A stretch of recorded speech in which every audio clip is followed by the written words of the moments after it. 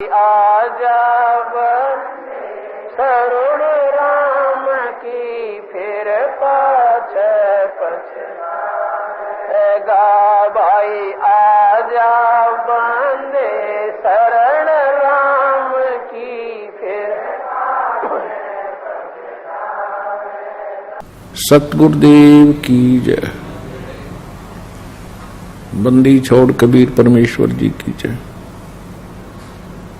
बंदी छोड़ गरीबदास जी महाराज जी की जय। स्वामी राम देवानंद जी गुरु महाराज जी की जय हो।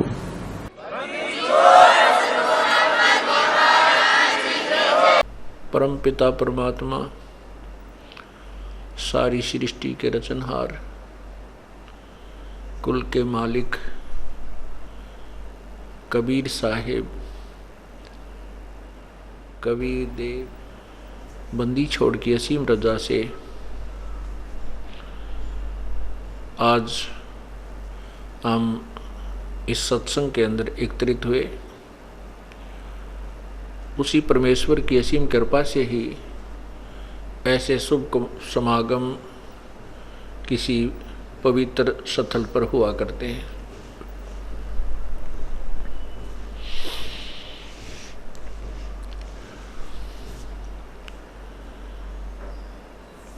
सत्संग में जो प्राणी आते हैं वो बहुत ही पुण्यकर्मी हुआ करते हैं।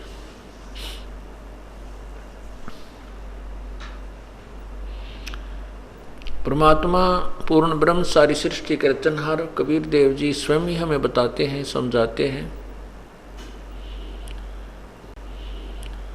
कि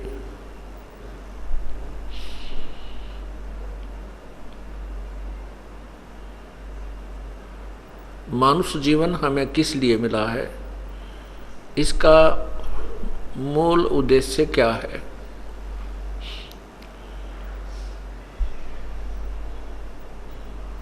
और वो फिर सत्संग के अंदर ही उसकी जानकारी दी जाती है। सत्संग में जो पुण्यात्मा आती हैं, जो संत का संग करती हैं, विचार सुनते हैं, वो बहुत ही पुण्यकर्मी होते हैं। उनको परमात्मा का विशेष सहयोग प्राप्त होता, तभी वे सत्संग तक पहुंच सकते हैं। अन्यथा काल भगवान ने हमारे ऊपर एक कर्मों का बंधन बांध रखा है। उस कर्मों के बंधनों से हम इतने मजबूत जकड़े हुए हैं कि हम ही मर जाते हैं, ये काम हमारे समाप्त नहीं होते। इसलिए परमात्मा कहते हैं कि असंग जन्म तो मृत्या होगे, जीवित क्यों ना मरे रे। जीवित मरने का एक ये भी पॉइंट है, एक ये भी केंद्र बताया परमात्मा ने कि आप काम छोड़ करके सत्संग में आ जाइए। कितना ही आवश्यक कार्य है, आप प्रभु के चरणों में सत्संग में अवश्य आने की चेष्टा कीजिए। उसके आने के लिए हमने जीवित मरना होगा। जीवित मरने का तात्पर्य है, मान लीजिए आपकी किसी भी व्यक्ति की मृत्यु हो जाती है तो उसके जाने के बाद जिन कार्यों को वो स्वयं करना चाहता था वो कैसे होते हैं, कौन करता है।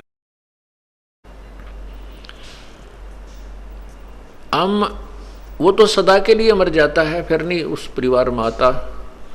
और हम 3 दिन मरते हैं, फिर चले जाते हैं वहीं पर। तो उस दौरान जो काम होगा आपका, वो परमात्मा करता है या नहीं करता है। हिम्मत सी करनी पड़ेगी। प्रारंभ में तो ये थोड़ा कष्टदायक लगता है, और फिर उसके पश्चात तो आपके ऊपर परमात्मा की नित्य प्रतिदिन नई नई मेहर होंगी, नई नई कृपा होगी, नए नए चमत्कार होंगे। फिर आपका दृढ़ विश्वास होता चला जाएगा। तभी ये काल के कर्म का बंधन या कैद, ये कर्मों के जो जंजीर हमारे जकड़ रखी है, ये टूट पाएगी।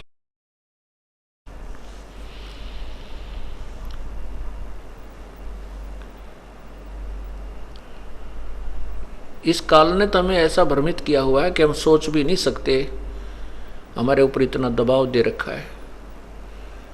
हमें ये पता भी होता है कि हमें हमारी मृत्यु होनी है, लेकिन हम इस अटकल पर अटके हुए हैं कि अभी नहीं मरना है हमने, क्योंकि हमारी आयु अभी इतनी है और मरने के लिए आयु 100 के आसपास चाहिए हो जाती है। हम 100 वर्ष तो जिएंगे या 100 से ऊपर भी चले जाते हैं। जो 80-90 के हो गए हैं उनको भी अटकल है कि अब शायद 100 तो पूरा हो ही जाता है, 100 वर्ष तक हम जीवित रहेंगे। वो तो अच्छी बात है। परमात्मा कहते हैं साथी हमारे चले गए हम भी चालनहार, और कोई कागज में बाकी रह रही तात लागरी वार। तो ये कागज ना जाने कहाँ पूरे हो जाएं, बस में पूरे हो जाएं, किसी विशेष कार्य के लिए गए हैं रास्ते में पूरी हो जाते हैं कागज, तो वहीं समाप्त हो जाएंगे, घर तक नहीं पहुंच पाएंगे। और जिन कामों को हम अत्यावश्यक मान रहे हैं और सत्संग को एक सेकेंडरी थिंग मान रहे हैं, एक एक्स्ट्रा जॉब मान रखी है हमने, तो वो तो हमारे साथ गए नहीं। और सत्संग में जो आए हुए जो पुण्य है या ज्ञान ग्रहण किया है, इसके आधार से हमने जो शुभ कर्म किए हैं वो हमारे साथ जाएंगे, वो सदा साथी रहेंगे। इसलिए कहते हैं सत्संग की आधी घड़ी और तप के वर्ष 1000 तो भी बराबर है नहीं, कहें कबीर विचार। सत्संग में तो आधी घड़ी और तप के वर्ष 1000 तो भी उस आधी घड़ी सत्संग के तुल्य उसका पुण्य नहीं है, उसकी साधना, उसका जो है भक्ति कर्म नहीं बनता। क्योंकि तप से राज्य बनता है, सिद्धियां आ जाती हैं, राजा बन जाता है। और राजा फिर कितने उल्ट सुल्ट का कार्य करता है ये सर्वविदित है। राजा की वृत्ति केवल धन जोड़ने में लगी रहती है, या फिर अन्य बकवादें करने में, शराब पीने में, नाच गाने देखने में और 36 प्रकार की कुबद करने में ही उसका मन व्यस्त रहता है। और जो सत्संग में प्राणी आता है, आधी घड़ी भी उसने सत्संग सुन लिया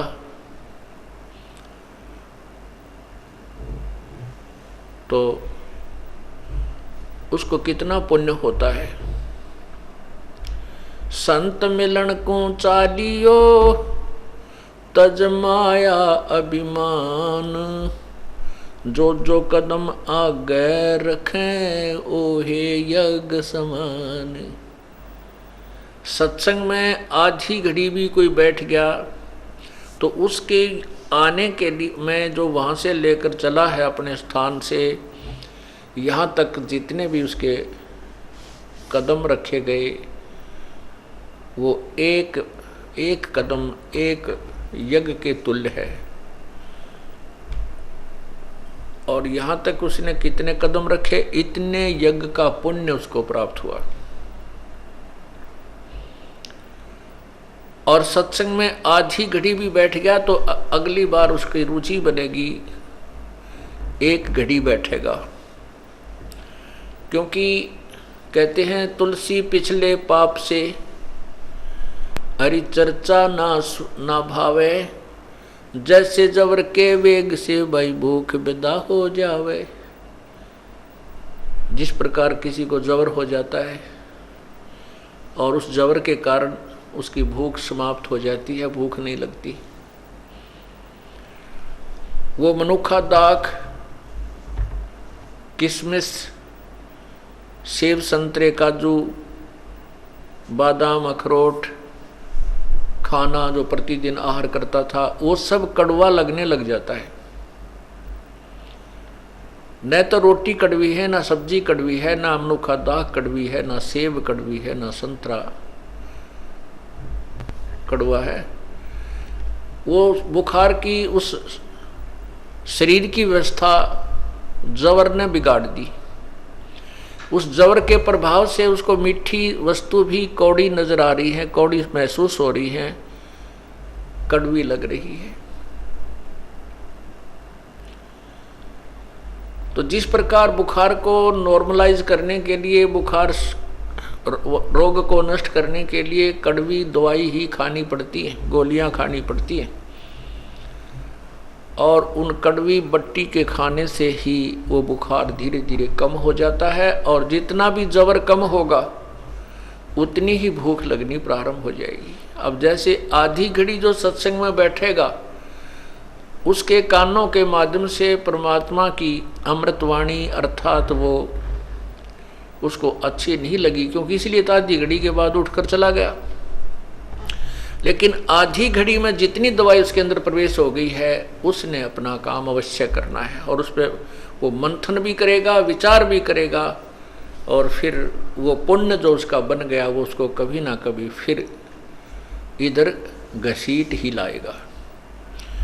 फिर वो एक घड़ी बैठेगा, फिर घंटे बैठेगा, फिर तो पूछना, जैसे रोग कट जाता है, बुखार जबर उतर जाता है, और पहले वो एक ग्रास भी नहीं खा सकता था रोगी, और जब स्वस्थ हो जाता है वो कड़वी दवाइयाँ खाकर फिर देखे 4-4 रोटी 5-5 रोटी इकट्ठा बैठा खा जाता है, चाहे सब्जी भी ना हो। और ऐसी भूख लगती है, रोटी ना तैयार हो तो घर वाले के सिर हो जाए, तुमने रोटी नहीं बनाई, भूख लग रही है जोर की।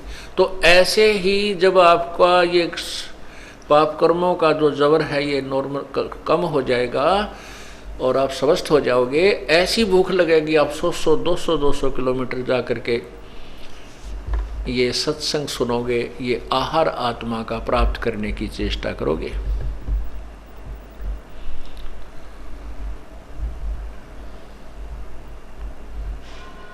इसलिए परमात्मा कहते हैं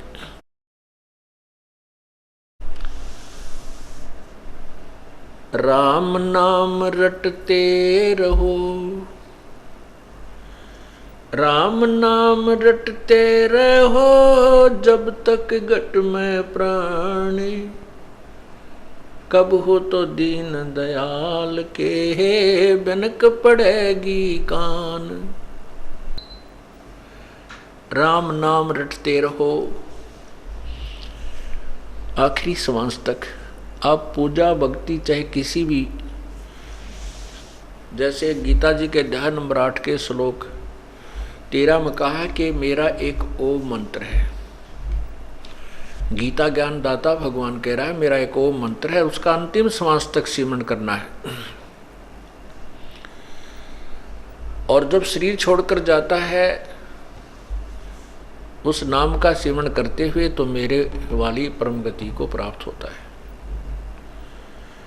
फिर 8वें अध्याय के 8, 9, 10 मंत्र श्लोक में कहा है कि जो उस परमात्मा की पूर्ण परमात्मा की साधना करता हुआ अंत समय में उसी के भाव में भावित रहता हुआ, उसी का सिमरण करता हुआ भक्ति के प्रभाव से उसके नाम की कमाई के शक्ति के कारण वो उसी परमात्मा के पास चला जाता है। उस परमात्मा पूर्ण ब्रह्म यानी गीता ज्ञान दाता से अनौदर दूसरा जो भगवान है, कोई सुप्रीम पावर है, उसकी तरफ संकेत गीता ज्ञान दाता कर रहा है। और उसकी प्राप्ति के लिए 17वें अध्याय के 23वें श्लोक में गीता जी में कहा है कि ओम तत्सत इति निर्देश है ब्रह्मण त्रिविध समर्थ है। उस पूर्ण परमात्मा के सिमरण करने का, प्राप्त करने का वो 3 मंत्र का जाप है। तो यहाँ परमात्मा भी कह रहे हैं कि राम नाम रटते रहो, राम नाम रटते रहो जब तक घट में प्राण, कब हो तो दीन दयाल के बनक पड़ेगी कान।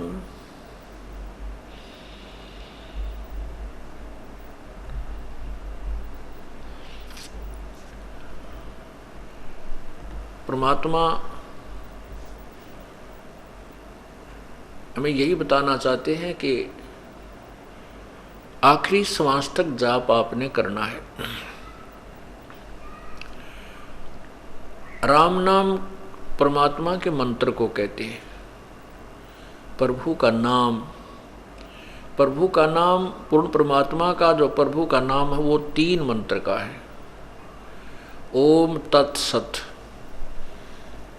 ओम तो ब्रह्म का जाप है, तत् और सत ये सांकेतिक शब्द हैं। ये तत्सत तत्सत कोई जाप नहीं है।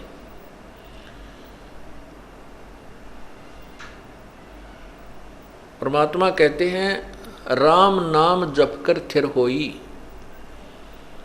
राम नाम, परमात्मा का नाम जप कर थिर हो। थिर होना माने अमर हो जा, यानी स्थायी हो जा, स्थिर, कभी आना जाना ना हो। राम नाम जप कर थिर होई, ओम सोहम मंत्र दोई। ये राम का नाम है जो सत्यनाम कहलाता है। और जब 3 मंत्र का जाप बन जाएगा तो भी ये राम का नाम ही कहलाता है। इसलिए यहाँ परमात्मा का जो कबीर परमेश्वर की जो अमर वाणी है, और परमात्मा प्राप्त जितने भी संत महापुरुष हैं, जिनमें से 5-6 सुप्रसिद्ध हैं, उनकी अमर वाणी एक ही जैसी है। उनका एक ही, उनके वाणी में एक ही संकेत है। तो इस प्रकार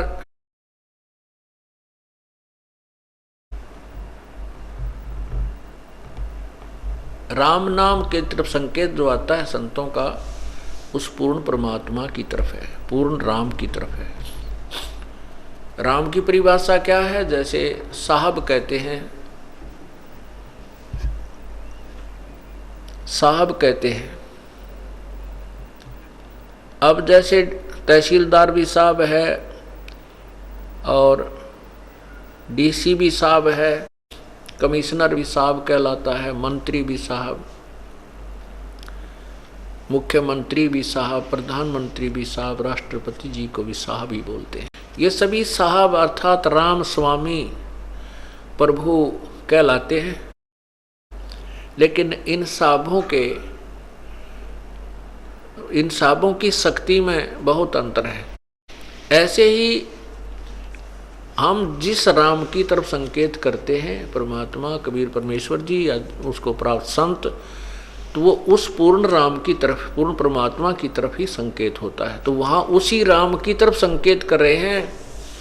राम नाम रटते रहो, राम नाम रटते रहो, जब तक घट में प्राण,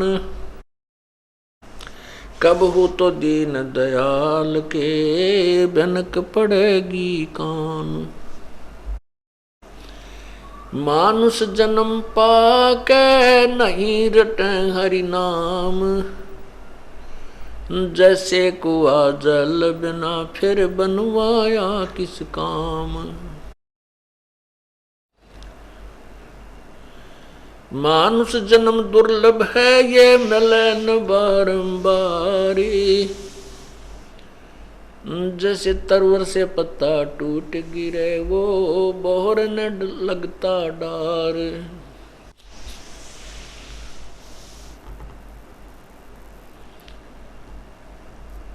साथी हमारे चले गए हम भी चालन हार, कोई कागज में बाकी रह रही तात लगी है वार। वो पृथ्वीपति चकवे गए जिनके चक्र चलंत, रावण सरीखे कौन गिने भाई ऐसे गए अनंत। परमपिता परमात्मा सारी सृष्टि के रचनहार कबीर परमेश्वर अपने सतलोक स्थल को त्याग करके यहाँ काल के लोक में आते हैं।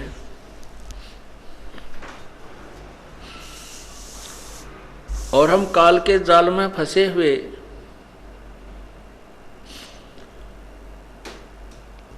अनजान प्राणियों को अपने निज घर की खबर बताते हैं, वो ज्ञान समझाते हैं।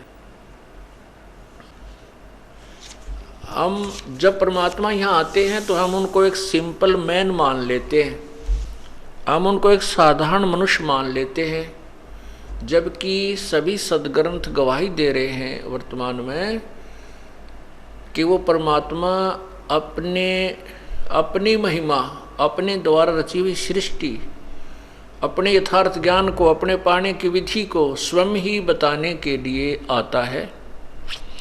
और जिस समय वो परमात्मा एक अतिथि रूप में आता है, मेहमान रूप में आता है, तो उस समय हम उसको एक, क्योंकि वो अपने महिमा कविताओं के माध्यम से, शब्दों के माध्यम से, लोकोक्तियों के माध्यम से, काव्य के माध्यम से वर्णन करता, तो हम उसको कवि की उपमा दे करके एक कवि कह करके छोड़ देते हैं।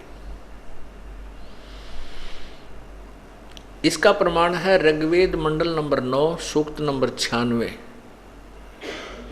और मंत्र नंबर 17 से लेकर 20 तक अलग अलग बिल्कुल प्रमाण दिया है कि वो परमात्मा तीसरे मुक्ति धाम में रहता है और वहाँ से चलकर जब वो यहाँ प्रकट होता है, वो अपनी महिमा की वाणी, कबीर वाणी, वो कबीर वाणी बोलता है और उसकी जिस कारण से वो एक प्रसिद्ध कवि की उपाधि प्राप्त करता है।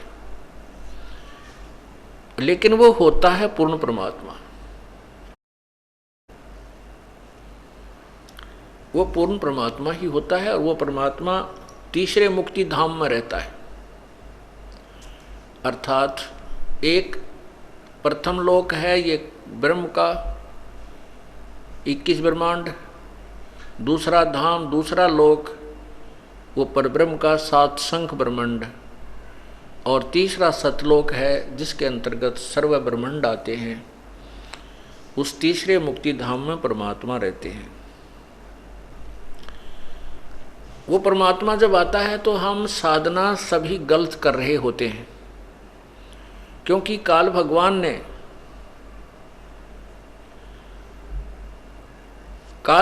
ने अपने नकली दूत भेज करके सभी श्रद्धालुओं को शास्त्र साधना के ऊपर आरूढ़ किया हुआ होता है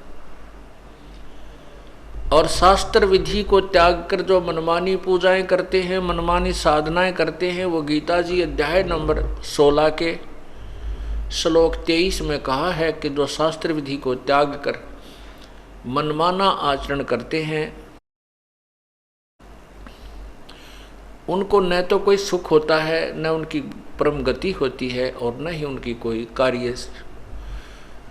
कोई सिद्धि भी प्राप्त नहीं होती है, उनका कोई कार्य सिद्ध नहीं होता, अर्थात व्यर्थ।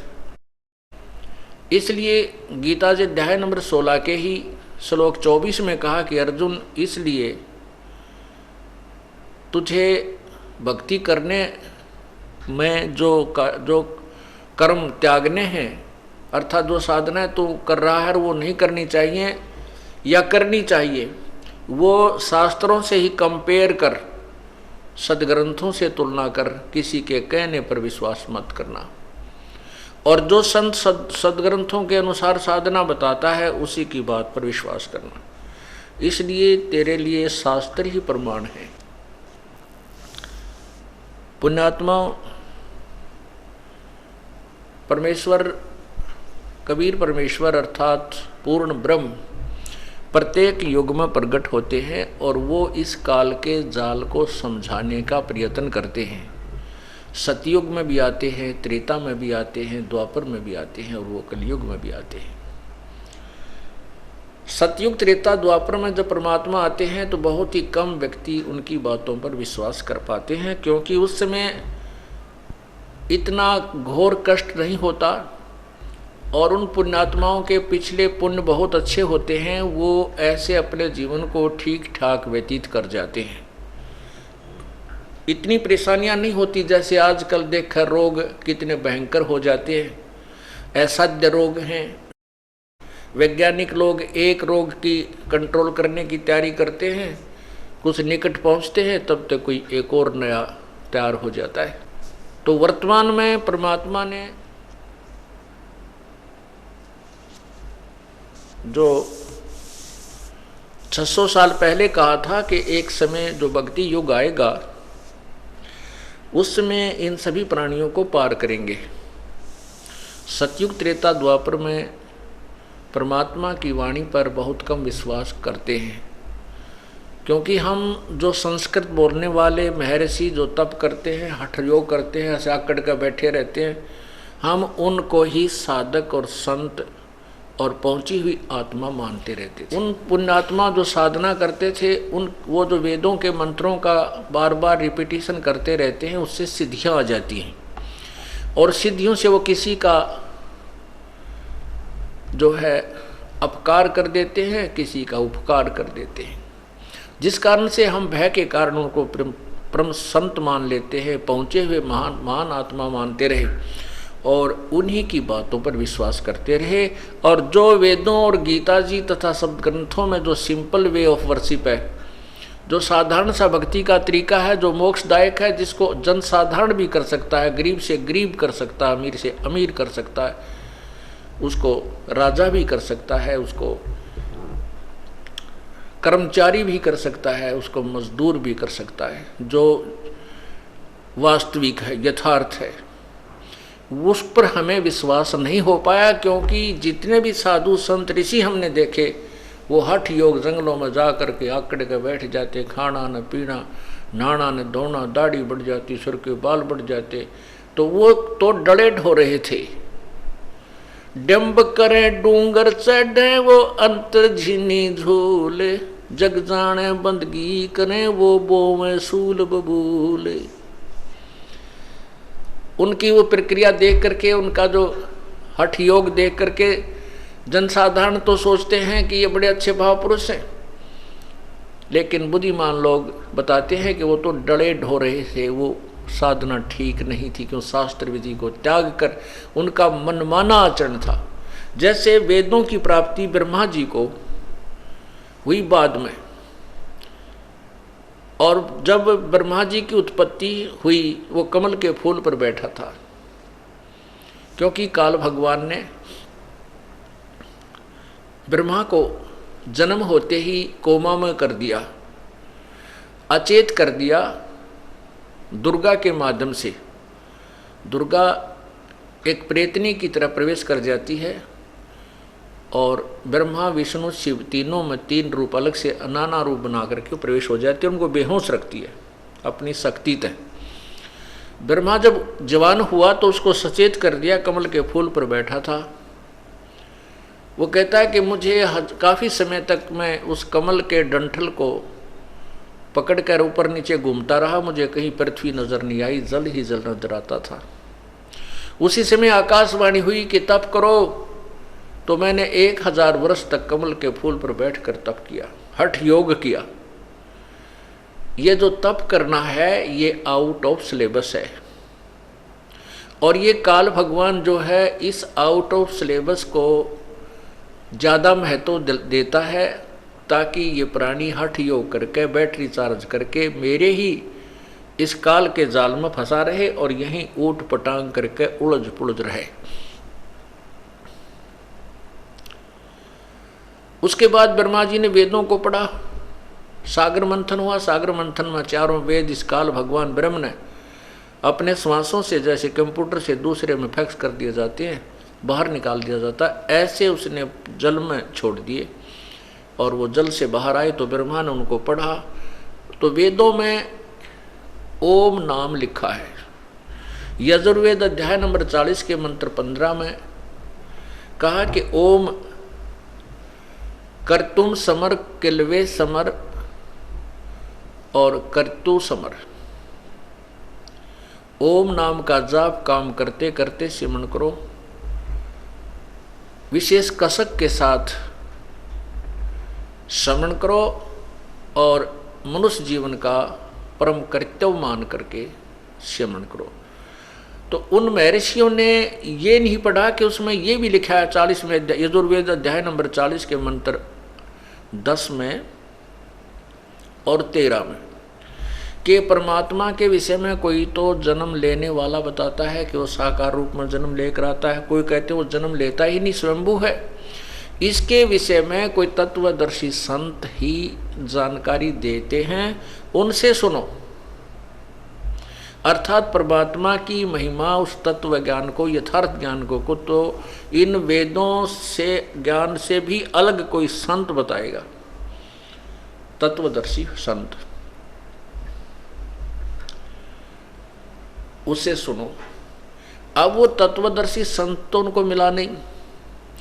ब्रह्मा जी ने की जैसी बुद्धि काम की या काल ने जैसा उनको अर्थ दिया, उन अर्थों उनके आधार से ओम नाम के जाप को और पूर्ण परमात्मा का मान के सेवन शुरू कर दिया।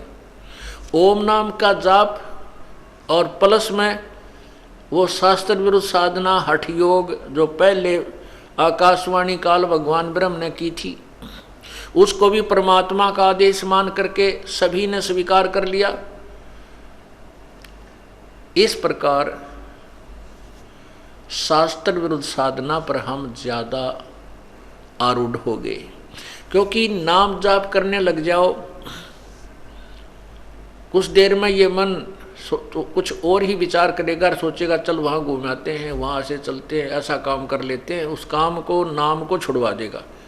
और ये हठ योग करके बैठे रहे हजारों वर्षों तक, कभी कोई दिक्कत नहीं आई, क्योंकि काल चाहता है कि ये शास्त्र विरुद्ध साधना पर लगा रहे, अपना जीवन व्यर्थ कर ले, चाहे लाख वर्ष बैठा रहे और सत भक्ति ना कर ले, कहीं ये तेरे जाल से निकल ना जाए।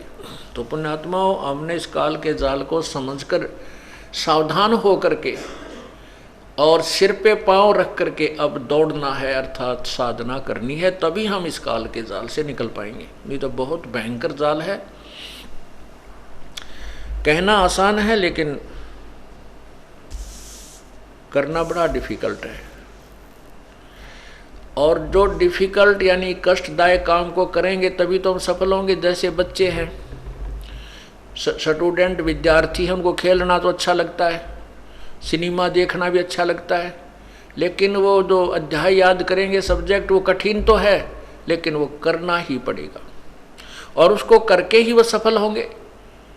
तभी वो आगे चल के उस उद्देश्य को पूरा करेंगे जिसके लिए वो पढ़ रहे थे, वो लाभ उनको प्राप्त हो सकेगा। इसी प्रकार आपने यही सिलेबस ही करना होगा। सिलेबस से बाहर नावल पढ़ना भी व्यर्थ है। ऐसे ही जो सत साधनाएं हैं, सत्संग है, सच्चा ज्ञान है, इसी को सुनना है, यही साधनाएं करनी है। और दूसरी चाहे हमने अच्छी भी लगे, क्योंकि वो तो नावल हैं, वो नहीं पढ़ने। अर्थात हमने अपने सिलेबस के अंतर्गत ही रहना है और वही स्टडी करनी है। अर्थात जो शास्त्र हमारे बताते हैं उतना ही हमने अभ्यास करना है, उन्हीं की कथाओं को सुनना है, उसे बाहर का कोई ज्ञान ग्रहण नहीं करना है। वो लोक वेद है, उस लोक वेद को त्यागना है। हमने इस यथार्थ वेद को, स्वसम वेद को ग्रहण करना है। तो काल भगवान चाहता है कि ये सत साधना ना करके और ही डलेट होता रहे। उसको समझाते हुए क्या बताते हैं,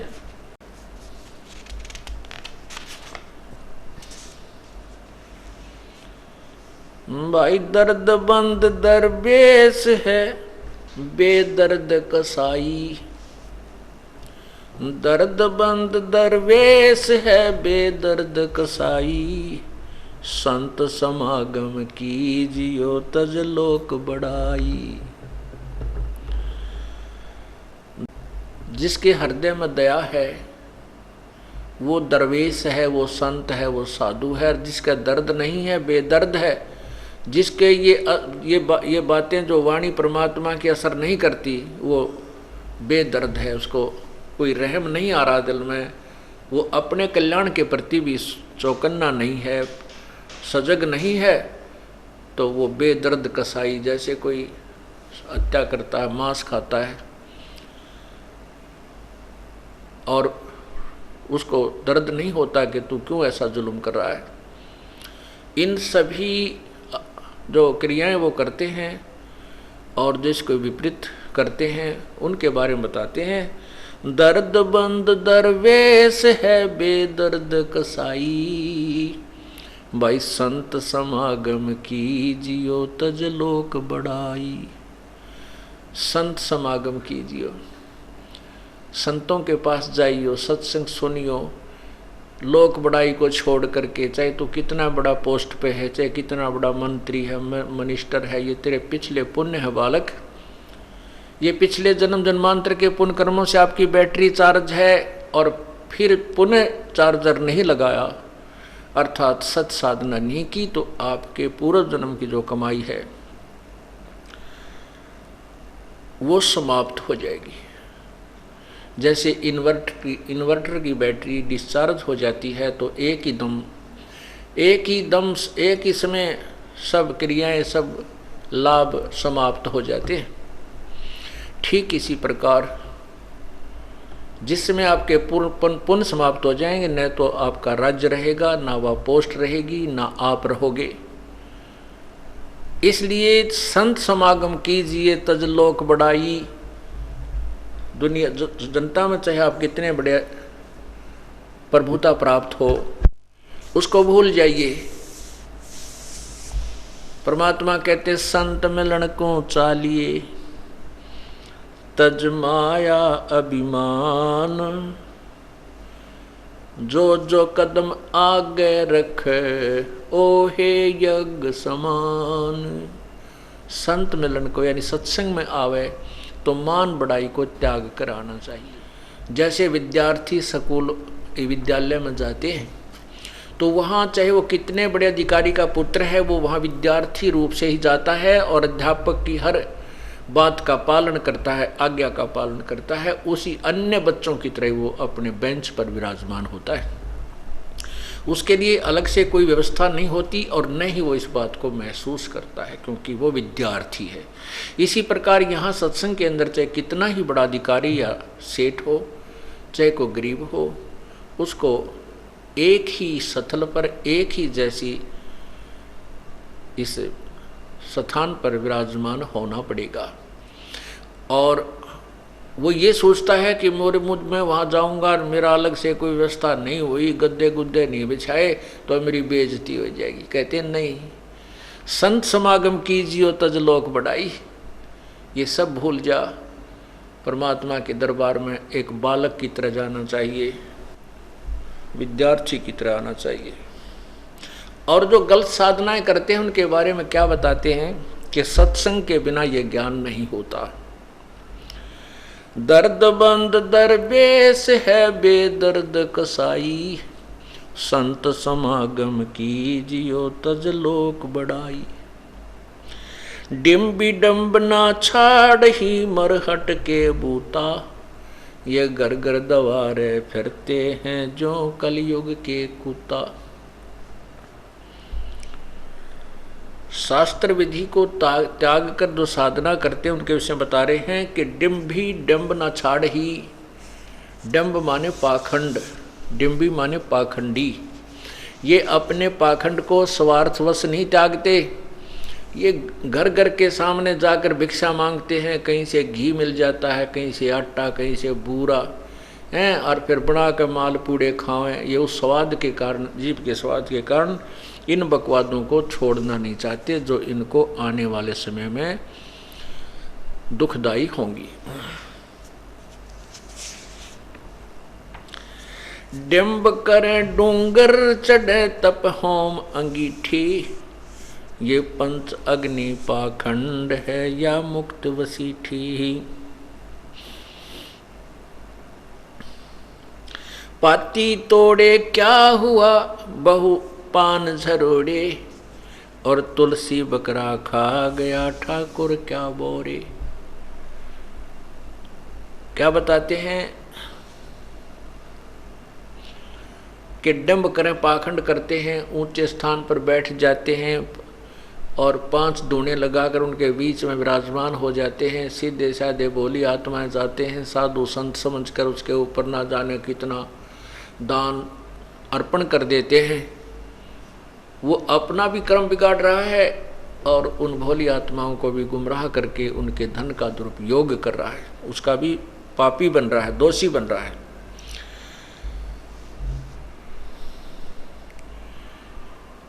पीतल ही का थाल है पीतल का लोटा। साधना गलत कर रहे हैं शास्त्र विरुद्ध, उसके विषय में बता रहे हैं। पीतल ही का थाल है पीतल का लोटा, भाई जड़ मूर्त को पूजते आवेगा टोटा। टोटा माने हानि, हानि होगी, नुकसान होगा। पीतल का थाल लिया और पीतल का उसमें लोटा रख लिया और चला फिर मंदिर में उस मूर्ति को पूजने के लिए। पीतल ही का थाल है और पीतल का लोटा, भाई जड़ मूर्त को पूजते आवेगा टोटा। जो साधना आप कर रहे, शास्त्र विधि को त्याग कर वो मनमान आचरण जो कर रहे हो, उसके करने से आपको लॉस होगा, हानि होगी, आपको टोटा होगा, भक्ति मार्ग का धन नहीं मिलेगा। फिर क्या बताते हैं, पीतल चमचा पूजियो जो खाना परोसे, जड़ मूर्त ना किसे काम की मत रहियो भरोसे। कहते उस पीतल के थाल न, पीतल की मूर्ति ने पूजन चला, इससे अच्छा तो पीतल के चम्मच ने पूज ले, जो कुछ काम तो आ रहा है। गरम गरम सब्जी को, खीर को, हलवे को निकाल करके और थाली में डाल रहा है, वो उससे तो वो पूजनीय है उस जड़ मूर्त से। उस पीतल की मूर्ति से वह किससे काम भी ना आती। कहने का भाव यह है कि वो ही अच्छा, उससे तो तेरे उस पीतल के भगवान से तो चमचा अच्छा कुछ काम तो कर रहा है, चम्मच। पीतल चमचा पूजियो जो खाना परोसे, जड़ मूर्त किस काम की मत रहियो भरोसे। काशी गया प्रयाग रे हर पैड़ी नाहे, द्वारामती दर्शन किए बहु दो दाग दगाए। इंद्रदौन स्नान कर पुष्कर परसे, द्वादश तिलक बना के बहु चंदन चर्चे। 68 तीर्थ सब किए वृंदावन फेरी, सतनाम बिना खुले नहीं वाह दिव्य दृष्ट अंधेरी। कहीं कितने ही तीर्थों पर आप जा लीजिए और कितने ही इन तीर्थों पर दान पुण्य आप करते रहिए, जब तक सच्चा नाम नहीं मिलेगा तब तक तेरी वो दिव्य दृष्टि नहीं खुलेगी। परमात्मा पाने का मार्ग, वो दूरबीन नहीं आपको प्राप्त होगी।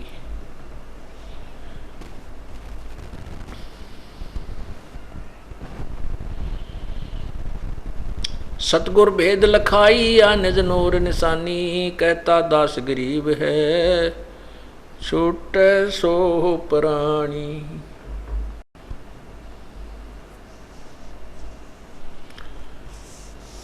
अब जिन्होंने सत साधना की उसके बारे में बताते हैं कि नाम के महत्व को आपको समझाता हूँ। परमात्मा कहते हैं अपनी वाणी में, सुनो महात्म नाम का मुजर चलवाई,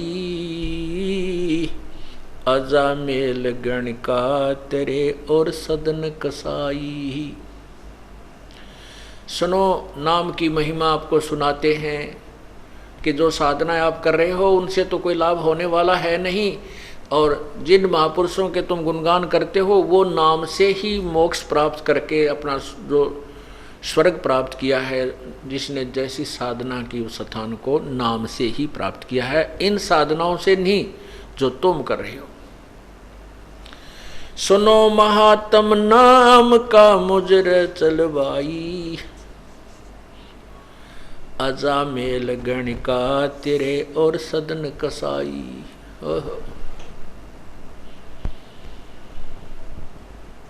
वाल्मीकि ब्रह्मलोक को गए नाद बजाई, शंख पंचायन बाजिया पंडो यज्ञ रचाई। मरते गौ जवाई जहाँ सिकंदर आए, ऐसा अचरज की ना दूध के देग बराए। रोटी तमर लंग की खा सात पादशाही दीनी, धर्मदास उधारिया था शिष परवीनी। रंका बंका तिर गए और सेऊ सूचा, सम्मन कर सतगुरु गए उनसे कौन ऊंचा। सूजा से ना पीपा तेरे और नानक नामा, दना भगत से उदरे पहुंचे सतधामा। द्रु प्रहलाद स्वर्ग गए और जनक विदेही, धर्मराय की बंद तोड़िया सुख दे संग लेही। सुल्तानी बादशाह थे तजा बलख बुखारा, ऐसे सतगुरु बेलिया बल औगण गारा। गोपी चंद और भरतरी भल जोग विजोगी, राम थली रोशन करी शीतल रस भोगी। पूर्ण ब्रह्म कबीर है तोड़े जम जाला, दादू दरस अरस बहे परस बहे पिया प्रेम पियाला। केते अमली अमल में उस देश दीवाने, ऊंचे कुलकु कोस ना हो दूर समाने। कौन ऊंच कौन नीच है चढ़ नाम निवारे, गरीब दास आजीज तेरे बूढ़े बटपारे। अब यहाँ परमात्मा ये समझाना चाहते हैं कि सुनो महात्म नाम का मुजरा चलवाई, अजामेल गण का तेरे और सदन कसाई। ओए होए, परमात्मा की सच्ची साधना से ही चाहे कितना ही अपराधी व्यक्ति हो वो मोक्ष प्राप्त कर सकता है, और कोई तरीका नहीं है, कोई भी उसकी साधन और कोई विकल्प नहीं है। जो साधना हम दूसरी करते थे वो शास्त्र विरुद्ध होने से हानिकारक हैं, लाभदायक नहीं है, वो उनके करने से हानि होगी।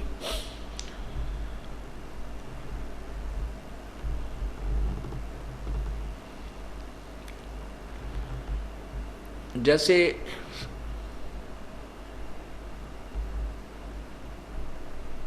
एक अजामेल नाम का ब्राह्मण था और कुसंगत में पड़ने से वो शराब पीने लग गया और भी दुराचार करने लगा। उसी नगर में एक वैश्या थी, वैश्या गमन करने लगा और उस वैश्या से उसने विवाह कर लिया।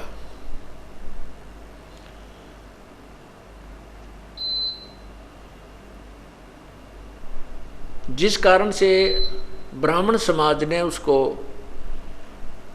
अपने जाति से निकाल दिया और गांव से भी बाहर निकलने का आदेश दे दिया नगर से। तो उसने नगर से आधा 1 किलोमीटर दूरी पर जंगल में जाकर के अपना स्थान अलग से बना लिया और अपनी पत्नी के साथ वहाँ रहने लग गया। और नगर वाले उससे बहुत नफरत करते थे, उधर कोई नहीं जाता था। अपने बच्चों को भी उधर जाने का आदेश नहीं था और उनको स्पष्ट कहा जाता था कि उधर नहीं जाना, वह निकम्मे व्यक्ति रहता है। अब लीला परमात्मा की, उस परमेश्वर की कैसे लीला होती है। एक दिन एक संत वहां उस नगर में आया और उसने कहा भाई मैंने यहाँ रात्रि बितानी है और मुझे कोई भक्त का घर बता दो जिससे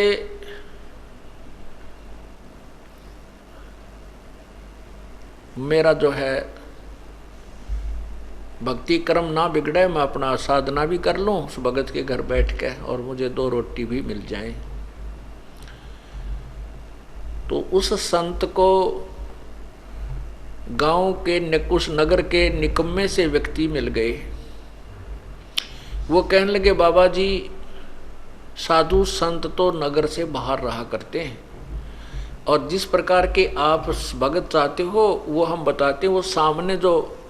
वो सामने इधर चले जाओ, ये रास्ता जा रहा पगडंडी सी और वहाँ एक भक्त रहता है बाहर, सपरिवार वहाँ रह रहा है, आप वहाँ जाओ। अब महात्मा उस संत ने सोचा भी बिल्कुल सही बात है, जंगल से भगत तो बाहर है तो और अच्छी बात है। तो वो चला गया वहाँ, साधु वहाँ चला गया और वहाँ वो बहन जो अजामेल की पत्नी थी गणिका, वो घर पे थी, साधु ने आवाज लगाई, नमो नारायण किया, तो वह लड़की बाहर आई कि आज कौन आ गया इधर। और पुण्यात्माओं, ठीक है, वर्तमान में कोई भी प्राणी कितनी ही गलती कर सकता है, लेकिन उसके पूर्व जन्म की कोई पुण्य कमाई होती है, वो साधु संत या सत्संग के विचार सुनने से वो अवश्य अंगड़ाई लेती है, वो एकदम उभर कर आती है। ये कौन थे अजामेल और जो गणका वो वैश्या, वो कौन थे? ये पूर्व जन्म में दोनों साधक थे। वो भी वैराग्य थी और ये अजामेल भी वैराग लेकर के बाहर भक्ति के लिए, जैसा भी इनको मालूम था अपनी उस परमात्मा के नाम की, जैसा जिस संत ने कोई बताया था, वो साधना शास्त्र विरुद्ध भी ये कर रहे थे। जैसे ओम नाम की साधना तो शास्त्र अनुकूल है, और अन्य जो साधना ये करते थे वो शास्त्र विरुद्ध है, जैसे तप वगैरह। लेकिन दोनों की, जैसे किसी ने भांग बीज दी वो भी फल लगेगा, और कणक बीज लिया उसका भी फल लगेगा। दोनों इकट्ठी बोली तो भी भांग का पौधे के अलग बीज फल लगेंगे और कणक गेहूं के अलग लगेंगे। तो ऐसे साधना ये करते हैं, उनका दोनों का सबका फल उनको मिलता रहता है। जैसे तप करते हैं उसे राज भी होता है और सिद्धियां भी आ जाती है, लेकिन मोक्ष नहीं हो सकता इनसे। तो इस प्रकार वो पिछले जन्म में साधना किया करते थे, साधक थे। और जो अजामेल अब बदनाम हो रहा था, ये पूर्व जन्म में ऐसे ही एक साधक था, हठ योग करता था। और ये हठ योग करते करते इसने अभ्यास कर रखा था समाधि लगाने का। समाधि क्या होती है आपको पहले भी कई बार बताया है कि इस शरीर के अंदर, हमारा शरीर जो है ये एक टेलीविजन समझो, और इसमें चैनल बने हुए हैं, जैसे मूल कमल, स्वाद चक्र, नाभि कमल, हृदय कमल, कंठ कमल, त्रिकुटी कमल, सहस्रार कमल। और इसमें जिसका भी जो चैनल ऑन हो गया पूर्व जन्म की कमाई से, और जैसे हठ योग से समाधिस्थ होने की चेष्टा जो करते हैं, वो न जाने कौन से कमल में कौन सा टेलीविजन का चैनल ऑन हो जाता है उनका, फिर उसको बार बार देखने का इंटरेस्ट बन जाता है। उसमें ऊपर के इस ब्रह्मांड में जैसे ये कहीं ग्रह चल रहे हैं, इनकी बड़ी अच्छी स्पीड नजर आती है, ऊपर की तरफ और बड़े बड़े पहाड़ हैं, स्वर्ग हैं, पता नहीं क्या क्या वहाँ उछल कूद होती है, नाच गाने ऊपर चल रहे हैं, तो वो सब दिखने लग जाते हैं। तो ये मन वही टिकता है जहाँ इसको वर्तमान से अधिक कोई अट्रैक्टिव वस्तु नजर आती है, आकर्षक वस्तु नजर आती है। जैसे इस मन की वृत्ति है कि जैसे अंधेरे में 25 वाट का बल्ब जग गया तो सभी वो पतंग जीव जंतु उसके पास पहुंच जाते हैं, और 100 वाट का जग जाता है तो उसकी तरफ भाग लेते हैं, उस 25 वाले पर कोई नहीं रहता। ऐसे ही जो हम यहाँ देख रहे हैं इस पृथ्वी के ऊपर, जो भी हम मन की आकर्षण वस्तु देखते हैं, इससे बहुत ज़्यादा अधिक ऊपर के लोकों में है।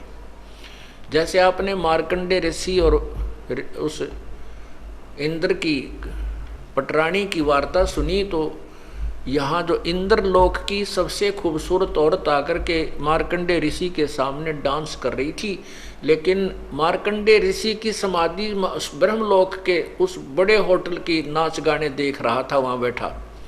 वो कहता है कि जहाँ मेरी समाधि गई हुई है वहाँ तेरे जैसी तो उन औरतों की, वहाँ ऊपर नाचने गाने वालों की दासियाँ हैं, तो तुझे मैं क्या चाहूँ। तो ऐसे ही ये मन वही टिकता है इन समाधि लगाने वालों की, ये ऊपर के और ज़्यादा अधिक बकवादें देखता है, और उधर इसका बैठे रहने से परमात्मा के आड़ में वो बैठते हैं, उससे सिद्धियां आ जाती हैं, तप बन जाता है, उसका भी फल मिलता है।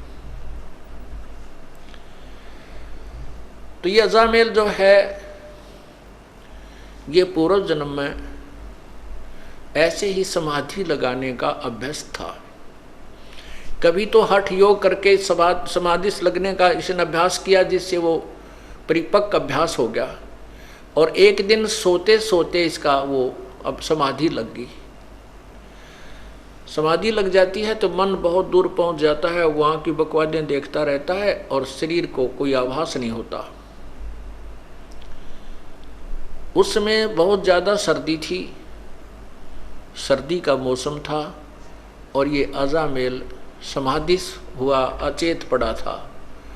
और उधर से जो गणका वैसा बनी हुई है वो लड़की भी वैरागण थी, साध्वी थी। उसमें कहते अभी आपने सुना था कि दर्दबंद दरवेश है बेदर्द कसाई, जिसके हृदय में दया नहीं वो तो कसाई है, जिसके हृदय में दर्द है दुख है, दूसरे को दुख को अपना दुख समझता है, वो दरवेश है, वो संत है, साधु है, भक्त है। तो उस लड़की के मन में, उस साध्वी के मन में ये विचार आया। दूसरे लोग कहने लगे कि इसने एक हफ्ता हो गया, 3 दिन हो गए हैं, ये उठा नहीं है, इसकी समाधि लगी है।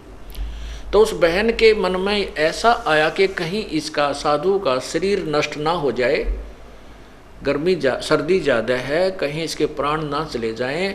और कोई कपड़ा था नहीं इस भक्त ने, उस साधक ने अजामेल जो पूर्व जन्म में केवल एक कोपीन, एक लंगोट पर्दे पर बांध रखा था, बाकी नी वस्त्र था, कोई कपड़ा नहीं रखता था। उधर से वो साध्वी थी, उसके पास भी एक्स्ट्रा कोई कपड़ा नहीं था। तो उसने सोचा इस साधु का जीवन बचाना अति आवश्यक है। तो उस लड़की ने उस साधु के ऊपर लेट गई। वह उसके जीवन रक्षा करने के लिए, अपने शरीर का ताप देने के लिए वो बहन उस भगत के, समाधि लगाए हुए भगत के यानी उस अजामेल के शरीर के ऊपर लेट गई। अब लेट गई तो वो गर्म, शरीर गर्म हुआ।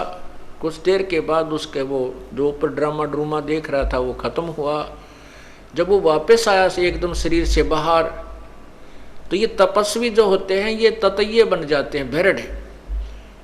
ये नहीं देखते तुम किसको डस रहे हो, जरा सा हाथ लगते जैसे भेड़ डंक लगा देती है, सर्प डंक लगा देता है, ऐसे बन जाते हैं, ये सिद्ध बन जाते हैं इन साधनाओं से। जो ही उस संत, उस भक्त की आंखें खुली, समाधि टूटी, अपने ऊपर एक स्त्री को लेटे हुआ देखा,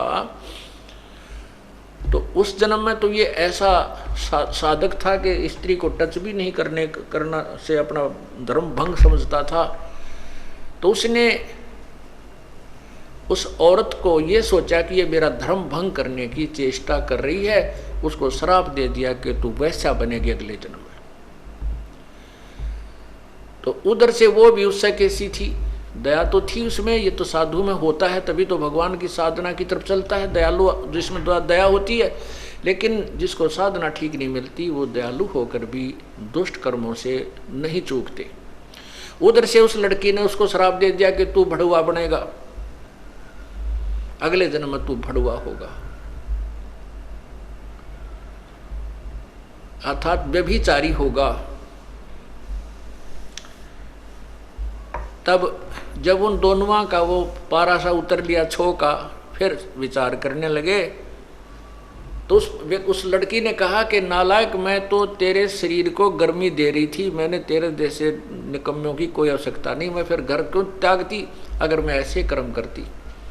मैं तो, मुझे पता लगा कि 2-3 दिन से तू बेहोश पड़ा है, कहीं तेरा शरीर नष्ट ना हो जाए, मैं तो इसलिए तेरे शरीर को गर्मी देने के लिए, और कोई वस्त्र ना था मेरे पास, अपने ही शरीर से तेरी रक्षा कर रही थी। तब वो महसूस किया उसने भी कि बहन मेरे से गलती बन गई। अब वही तो बात है ना, कहते हैं तीर कमान से और वचन जुबान से निकलने के बाद वो वापस नहीं आता। तो सोच समझ कर हमने हर क्रिया बोल चाल करनी चाहिए। तो उसी के परिणाम स्वरूप वो तो वैश्या बन गई, वो बदचलन बन गया, दोनों का फिर संयोग हो गया। अब वो पति पत्नी रूप में, फिर उसके बाद उनका काफ़ी प्रेम बन गया। जैसे जब उन्होंने पता लगाया था कि उस भक्त ने भी पता लगा कि तू कुर्बान थी, तेरा शरीर की रक्षा की, तो उनका आपस में बहुत ज़्यादा लगाव बन गया, आपस में प्रेम बन गया, एक दूसरे ममता बन गई। बिल्कुल वो उस जीवन में ब्रह्मचारी रहे और बिल्कुल ठीक रहे। लेकिन वो ममता जो आपस में, यो काल का तो जाल बड़ा भयंकर है, वो आपस में मोह फंसा रहा। उस मोह ने ये फिर कट्ठे लपेट दिए अगले जन्म में, ये पति पत्नी बना दिए, और साथ में वो वैश्या बन गई और अजामेल बन गया ये बदचलन बड़ुआ। अब वो साधु वहां संत पहुंचा उसके द्वार पे, तो वो लड़की जो गणका बनी हुई थी वो एकदम बाहर आई कि हमारे द्वार पर नमो नारायण करने वाला कौन आ गया। तो गाली देने वाले दबे से गा जाते थे, और आज ये परमात्मा का नाम उच्चार करने वाला कौन आ गया। एकदम वो बाहर आई और कहते हैं पिछले जन्म की जो साधना की हुई होती है वो भक्त आत्मा मनुष्य जीवन से जब आते हैं तो शीघ्र भक्ति पर लग जाते हैं। चाहे वह कितने ही दुराचार करता है, चाहे कितने ही वो विकार करता है, शराब पीवे, मांस खावे, चाहे तम्बाकू सुल्फा पीता है, वो पिछले जन्म का जो मनुष्य शरीरधारी प्राणी होता है और पिछले जन्म में कुछ भक्ति की हुई होती है और वर्तमान में कुसंगत में फंस जाता है, वो तुरंत त्याग देता है उन बुराइयों को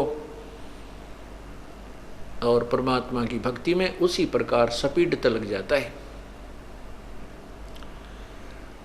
अब उस भक्तनी ने बाहर आते ही ऋषि के चरण दिए और कहा, जो हमारा कौन सा पुण्य उदय हुआ, हमारे द्वार पर साधु संत आए हैं, आओ जी बैठो जी। अब साधु ने संत ने सोचा भी कति ठीक ठिकाना आ गए तो बहुत भगवान आत्मा मिल गई और बहुत ही अच्छे भक्त मिल गए। अब अंदर जब पहुंचा तो उसने एक चारपाई थी जिसी घर पे वो उस पे बिछा दिए सुंदर कपड़े धोए धाए, साधु बैठ गया दच के उस चारपाई के बीच में। दोपहर के बाद का समय था, 2-3 बजे 4 बजे, और वो अजामेल गया हुआ था जंगल में शिकार खेलने, शिकार लेने के लिए। कोई मर्ग, कोई पशु पक्षी मार के लिया करता डेली और हाथ तक काट कर शराब पिया करता वहां जंगल में बना करके मदिरा। तो वो आया, उसने क्या कर रखा कि कंधे पे लठे और लठ के अंदर एक वो टांग रखा हिरण मार के, और आते ही वो पटक दिया आंगन में। जड़ महात्मा बैठे थे उसके साथ में ही, और नो पटक, जब नो ना देखा कि महापुरुष बैठा सामने, उसने आते ही दुखी सा हो रहा था, कहा ले भगवान तो सारा दिन में एक का पाया, सारा दिन लग गया, एक ही मर्ग मिला, बड़ी मुश्किल से हाथ लगा। अब जब उसने वो मर्ग वहां पटका तो वो साधु की नजर गई, भाई के खुड़का हुआ कौन बोला। जब उस संत ने देखा रही तो भाई कुकर्मी आदमी है, कौन आ गया इनके भगतनी के घर में, मांस यो मर्ग मार रखा इसने। तो उस लड़की से पूछा, बेटा यू कौन है, कौन आ गया तेरे घर में। वो कहने लगी, जी ये भगत जी है आपका, ये आपका सेवक है। बाबा जी ने ठा लिया जोड़ा, जब अड़ कसू गलत जगह आ गया भाई तू तो यो किसा सेवक मर्ग मार के ला रहा। तो फिर उसने देखा कि तो संत था, आया हुआ है आज तो तुम्हारे दरबार पे। अब उसके अंदर भी जो पूर्व जन्म की भक्ति थी वह जागृत होगी। परमात्मा कहते हैं, कबीरा दर्शन संत के परमेश्वर आवे याद, और लेखे में वाह हेगड़ी बाकी का समय बाद। तो उसी समय उस अजामेल ने भी पैर पकड़ दिए और उस बहन ने भी, उसकी पत्नी ने, और कहने लगे महाराज हमारे द्वार से आप नो मत जाओ, अब पहले पापी आत्मा है और आप जैसे महापुरुष हमें कोई सदुपदेश नहीं देंगे, हमारा कोई रास्ता मार्गदर्शन नहीं करेंगे तो हम बुराई कैसे छोड़ देंगे। वो बोला मैंने छोड़ दो जल्दी, बस मेरे साथ तो मजाक कर दिया किसी ने, मैं गलत आ गया यहाँ पे। तो उन दोनों ने बहुत याचना की कि नहीं साधु, नहीं महाराज आपने ऐसे नहीं जाना चाहिए, हम बुरे हैं भले हैं आप ही के तो हैं, आप हमें कुछ शिक्षा दीजिए ताकि हमारी बुराई छूट सके। काफ़ी आग्रह करने से संत ने दया आगी कि भाई चल इतना कुछ कह रहे हैं, गलती हो जाया करती है, और ये कहें भाई हम सुधरने की चेष्टा करेंगे तो ठीक है। कहने लगे भाई इस बीमारी ने बाहर घेर का अभी आज से प्रण करो, कसम खाओ, प्रतिज्ञा करो कि ये बुराई तुम नहीं करोगे। अब कहते हैं साधु दर्शन राम का, मुख पे बसे सुहाग, और दर्शुनी को होते हैं जिनके पूर्ण भाग। अब वो पूर्ण भाग थे क्योंकि पिछले जन्म की कमाई थी, और किसी ना किसी जन्म में वो परमात्मा की शरण में रहे हुए होते हैं। जो प्रभु आते हैं प्रत्येक युग में आते हैं, और वही कमाई उनको मनुष्य जीवन दिलवाती रहती है। बाकी जो अन्य हठ योग आदि करते हैं वो तो मलाई यहीं ख़त्म खर्च करते रहते हैं, सिद्धियां प्राप्त करके या कोई राज्य प्राप्त करके फिर पैरेलल हो जाते हैं। तो उन्होंने उसी समय उस उठा के उस मर्ग को बाहर फेंक दिया और कहा महाराज जी बाजार से जाकर के हम बिल्कुल फ्रेश आटा लाएंगे आपके लिए, अलग से भोजन बना देंगे, नहा धो के, आज के बाद हम कोई बुराई नहीं करेंगे, लेकिन आप हमारे द्वार से जाइए मत, हम शाकाहारी हो जाएंगे। अब उस संत ने कहा भाई ठीक है।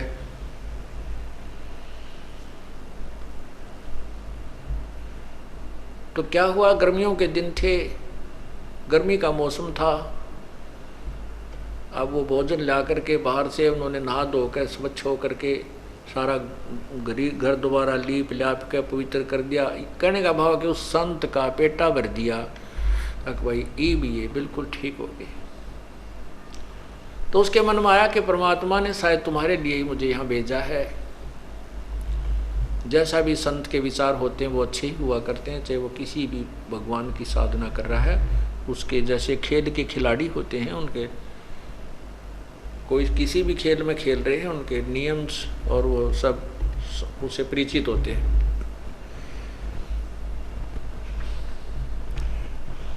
अब रात्रि के समय साधु तो भजन करने लग गया और वो दोनों जने पंखा लेकर के खड़े हो गए बारी बारी। फिर वो भजन साधना करके लेट गया, तो लेट के आसपास छिड़का कर दिया पानी का, और ऐसे पंखा बारी बारी कभी वो खड़ी हो जा कभी वो खड़ा हो जा, उसको साधु को हवा कर रहे हैं। सुबेरा संत बोला भाई भक्तों एक काम करो, तुम नाम ले लो, भगवान का नाम जप्या करो। तो वो कहने लगे महाराज जी मारे पर नाम में कोई लिया था, और कोई को बात करवा ले, कितना कठिन काम करवा ले, यो नाम नहीं लिया जाता। तुलसी पिछले पाप से हरि चर्चा ना भावे, जैसे जबर के भेगते भाई भूख विदा हो जावे। न बोले जी नाम नूम ताम लेते नहीं, बाकी आपके चेले पक्के हो गए, आप बुराई नहीं करेंगे, आपने कसम खा ली। तो संत ने सोचा अपने आत्माओं जैसे ये जो कथाएं हम सुना करते ना कि भाई एक अजाम उसने संत ने लड़के का नाम नारायण रखने को कह दिया और उस नारायण नारायण करने से वो पार हो गया, ऐसा नहीं। ये यथार्थ कथा आपको सुना रहा हूं उसी नारायण नाम के ऊपर।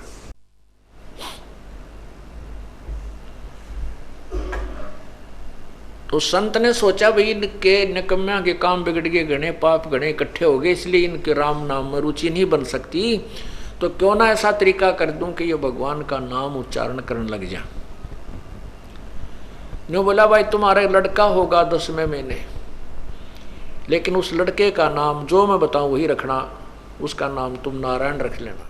दोनों ने करबद्ध होकर कहा कि प्रभु जैसे आपकी आज्ञा, आपकी दी संतान जो होगी पुत्र होगा तो उसका नाम हम नारायण रख देंगे। ऐसा ही हुआ, लड़का हुआ, लड़के का नाम नारायण रख दिया। अब छोटा बालक बुढ़ापे में बहुत प्यारा लगता है, छोटा बच्चा वैसे भी ज़्यादा प्रिय होता है, लड़का हो चाहे लड़की। तो वो लड़का जब उसके इतना मोह हो गया उस नारायण नारायण करता, वो लड़का थोड़ी इधर उधर हो जाता, घंटा 2 घंटे ना आता, तो वो नारायण नारायण करता हुआ उस बालक ने ढूंढ के लाता, चाहे वो जंगल में कितना कोई बेर ब्यार खाने गया हुआ होता, फल खाने के लिए वहीं से ढूंढ के ले आता। अरे कित गया तन अड़ खा जाएंगे, है, जंगली जानवर बेटा दूर मत जाया कर, भयभीत रहता। उसके अंदर इतना मोह बन गया।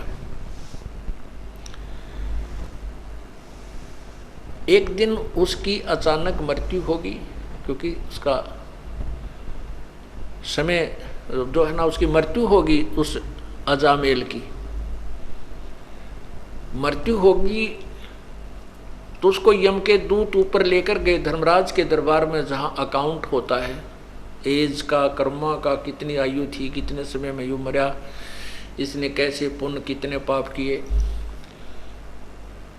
जब उसकी मृत्यु होगी तो उसकी पत्नी ने देखा कि तो मर गया अचानक। 2-4 दिन से वो अस्वस्थ भी चल रहा था। उसकी मृत्यु होते उसकी पत्नी ने हाहाकार मचा दिया। उसका कोई साथी था नहीं, ना कोई गांव का सहयोगी था, सब उससे नफरत करते थे। तो उसने सोचा भी इसका अंतिम संस्कार यहीं अपने आंगन में ही कर देती हूँ। उसको घसीट कर एक साइड में कोने में रख लिया और उसके ऊपर लकड़ डालने शुरू कर दिए। लकड़ लाने लगी, इधर उधर से इकट्ठे करके चिता बनाने लगी। 1 घंटे 2 घंटे के बाद उसकी वापस चेतना आ गई, वो जीवित हो गया। तो ऊपर उसने देखा, वो जब वापस आया तो उसकी पत्नी बुरी तरह रो रही, वो लड़का भी रो रहा और उधर से वो चिता बना रही, लकड़ी ढो ढो के इकट्ठे करने लग रही। तो वो कहने लगा तू क्या कर रही है, क्यों रो रही है, क्या हो गया घर में। तो अपने पति को जीवित देख करके उसको खुशी तो हुई, लेकिन जो दुख वो महसूस कर चुकी थी वो दुख अभी भी उसके हृदय में विद्यमान था। और रोती रोती कहने लगी आप मर गए थे, आप जीवित कैसे हो गए, आप तो चले गए थे हमें छोड़कर। इस दुख में रो रही थी कि अब हमारा कौन है यहाँ पर, मैं किसके सारे रहूंगी अकेली जंगल में, मेरे ऊपर तो पहाड़ टूट गया था। तब उसका यकीन हुआ रे सचमुच मैं तो मर गया था। क्योंकि ऊपर जब धर्मराज ने उसको कहा कि भाई ये व्यक्ति नहीं है वो अजामेल, उसी नगर में एक और अजामेल नाम है उसका, और वो भी ब्राह्मण है, वो नगर में रहता है, उसके पिता का ये नाम है, उसको लाओ, इसको छोड़ो वापस। तो वो वापस छोड़ दिया। तो वो कहने लगा अपनी पत्नी को कि वो अजामेल है उसका पुत्र ब्राह्मण का, वो मरेगा अब। उसकी पत्नी कहने लगी आपको क्या पता ऐसा कि वो मरेगा। तो उस अजामेल ने बताया कि ऐसे ऐसे सारी कहानी बताई, धर्मराज ने ये कहा है कि इसकी उम्र अभी है नहीं, इसके तो अभी 5-4 साल वर्ष और रहते हैं, 4-5 वर्ष रहते हैं, इसके वापस छोड़ो, वो तरेगी। अब उस अजामेल के उस दिन के बाद या पक्की जचगी के मृत्यु तो होनी है, और समय भी थोड़ा ही बताया था धर्मराज ने, 4 वर्ष बताए थे, 5 वर्ष बताए थे, और या तो बात बिगड़ेगी। पुण्यात्माओं, ये परमात्मा की रजा होती है। उधर से क्या होता है कि वो अजामेल दूसरा उस नगर का मर गया, और जहाँ उसका बाहर कुटिया डाल रखी थी अजामेल ने, उससे थोड़ी सी दूरी पर, आधा किलोमीटर की दूरी पर वो शमशान घाट था। तो 1-आधा घंटे के बाद देखते हैं कि वहाँ तो नगरवासियों की लाइन लग गई, और वो अजामेल दूसरे अजामेल की चिता जल गई, उसको सवा कर दिया। तो उसने कहा कि देख ले वो। फिर वो जैसे अगले दिन गांव नगर में जाते थे सामान लेने, दुकान पर थे, वहाँ पता किया तो पता चला कि वो अजामेल मर गया, उसका लड़का, उस ब्राह्मण का कल मृत्यु होगी उसकी। तब दोनों का ये बात पक्की जचगी, क्या तो बात बिगड़ेगी। अजामेल बोला भगवान भजन कर ले, भक्ति कर ले, समय थोड़ा है और यहाँ सब कुछ यहीं रह जाएगा। अब भजन करें किसका, क्यों नाम नहीं, कुछ भी नाम उन्होंने लिया नहीं। तब वो दयालु परमात्मा आते हैं और उनको, उस पुण्यात्माओं को सच्ची भक्ति देते हैं, ज्ञान कथा सुनाते हैं। लेकिन हमारे अंदर एक सबसे भयंकर बीमारी ये रही है कि हम राम और कृष्ण, ब्रह्मा विष्णु महेश या ब्रह्म से ऊपर यदि कोई कथा कहानी सुनाता है तो नहीं सुनते थे, और उसको एक बुद्धू समझ करके उसकी प्रत्येक बात पर अविश्वास कर देते थे। इसलिए परमात्मा बड़े दयालु हैं, बड़े सूझबूझ से काम करते रहे, तो उन्होंने कथाएं यही सुनाई, ब्रह्मा विष्णु महेश और ब्रह्म तक की, और नाम भी उनको वहीं तक के दे दिए। ओम नाम का जाप कराया। जैसे ब्रह्मा को ओम नाम दिया प्रभु ने, विष्णु को हरियम नाम दिया, शिव को सोहम नाम दिया। कहते हम बैरागी ब्रह्म पद सन्यासी महादेव, सोहम मंत्र दिया शिव जी को करे हमारी सेव। तो ये परमात्मा ने उनके उद्धार के लिए, मोक्ष तो ये नहीं प्राप्त कर सकते क्योंकि मोक्ष तो 3 मंत्र से होगा, और 3 मंत्र का अधिकारी वो होगा जो परमात्मा की सच्ची कथा, पूरी सृष्टि रचना पर पूर्ण परमात्मा कौन है इस पर विश्वास कर लेगा। सारना, ये जो 3 मंत्र का जाप उसी को दिया जाता है जिसकी नस नस में, अर्थात पूर्ण रूप से जिसका विश्वास परमात्मा पूर्ण ब्रह्म कबीर भगवान में हो जाता है कि वही मोक्षदायक है, उसी की पूजा से पूर्ण मोक्ष होता है, और अन्य भगवानों की सतीथि से वो परिचित हो जाता है। ये भगवान नाशवान है, अविनाशी नहीं है, और इनकी साधना से जीव को इतना लाभ होता, स्वर्ग गया, फिर मृत्यु, फिर स्वर्ग गया, फिर नीचे आया, फिर स्वर्ग गया, फिर 83 लाख योनियों होगी। इस तरह का ये रहट जैसा कुआं, अर्थात ये चक्र अन्य भगवानों की साधनाओं से चलता ही रहेगा। पूर्ण परमात्मा की भक्ति से पूर्ण मोक्ष होगा। तो इसलिए परमात्मा जैसे पहली बार आए, ब्रह्मा को ओम नाम दिया, क्योंकि वो वेदों में ओम नाम से दृढ़ था कि इसके अतिरिक्त कोई मंत्र नहीं है। तो उसका नाम भी, उस नाम का जाप भी पूर्ण संत से लेकर ही किया जाए तो ही लाभ होता है। इसलिए विष्णु जी को हरियम जाप दिया, विष्णु और लक्ष्मी दोनों को, सावित्री और ब्रह्मा को ओम दिया, और शिव को और पार्वती को यही मंत्र दिया। क्योंकि ये तत्व ज्ञान है, धीरे धीरे समझ में आएगा आपको। अभी तो हमने केवल ये कथाएं सुन रखी थी, छोटी मोटी कथाएं थी, या संतोषी माता के व्रत की कथा सुन रखी थी, और ये कथा हम नहीं सुन पाए थे, और पूर्ण परमात्मा के बारे में तो हमें परिचित थे। तो तत्व ज्ञान का धीरे धीरे समझ में आएगा कि ये मंत्र कहाँ काम करते हैं, कैसे करते हैं, कैसे राहत देते हैं। तो इस प्रकार फिर वो अजामेल पूर्ण परमात्मा आए, और उनको आकर के फिर मंत्र दिया अजामेल और उस लड़की को। उन्होंने फिर उस भय से, उस डर से साधना की कि झूठा संसार है, ये जब यहीं छोड़ जाएंगे और समय बहुत कम रह गया है, और भक्ति नहीं की तो वहाँ यम के दूत ऐसे पीट रहे थे, ऐसे डाल रहे थे नरक में, कोई नहीं सुन रहा था, उठा उठा कर फेंक रहे थे, हाहाकार मचा था। तो कई ऐसे जो व्यक्ति हैं नास्तिक टाइप के, या ज़्यादा चतुर मानते अपने आप को, वो कहते हैं कि ये कथाएं जस्ती नहीं कि भगवान के घर में भी धोखा लग जाता है क्या, कि मरना किसी को होता है, मार कोई दिया जाता है। भगवान के घर में कोई धोखा नहीं लगता।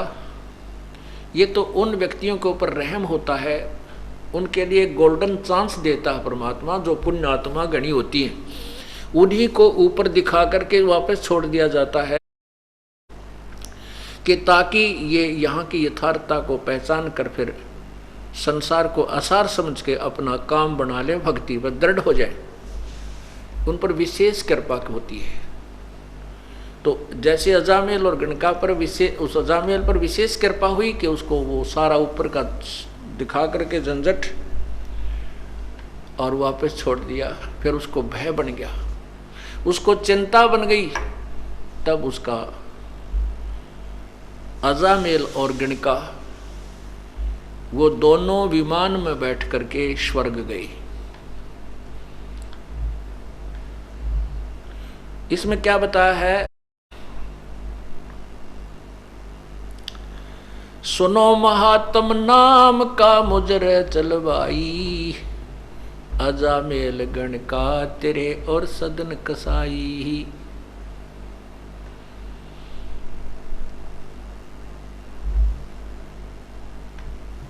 कौन कौन और कैसे कैसे तेरे और अन्य जो साधना हम करते हैं वो कितनी हानिकारक है, कितनी व्यर्थ है, वो गलत है, वो नहीं हमने करनी चाहिए।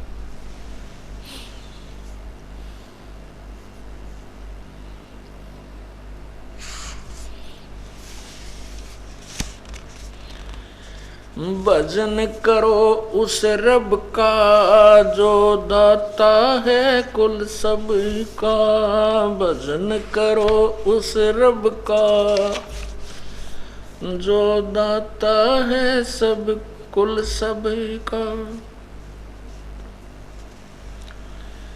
भजन करो उस रब का जो दाता है कुल सब का, जो कुल सब का यानी कुल का मालिक है, पूर्ण ब्रह्म है, वासुदेव है, सर्वशक्तिमान है, उस परमेश्वर की साधना कीजिए। उसी की पूजा से, उसी की साधना से आपको मोक्ष प्राप्त होगा।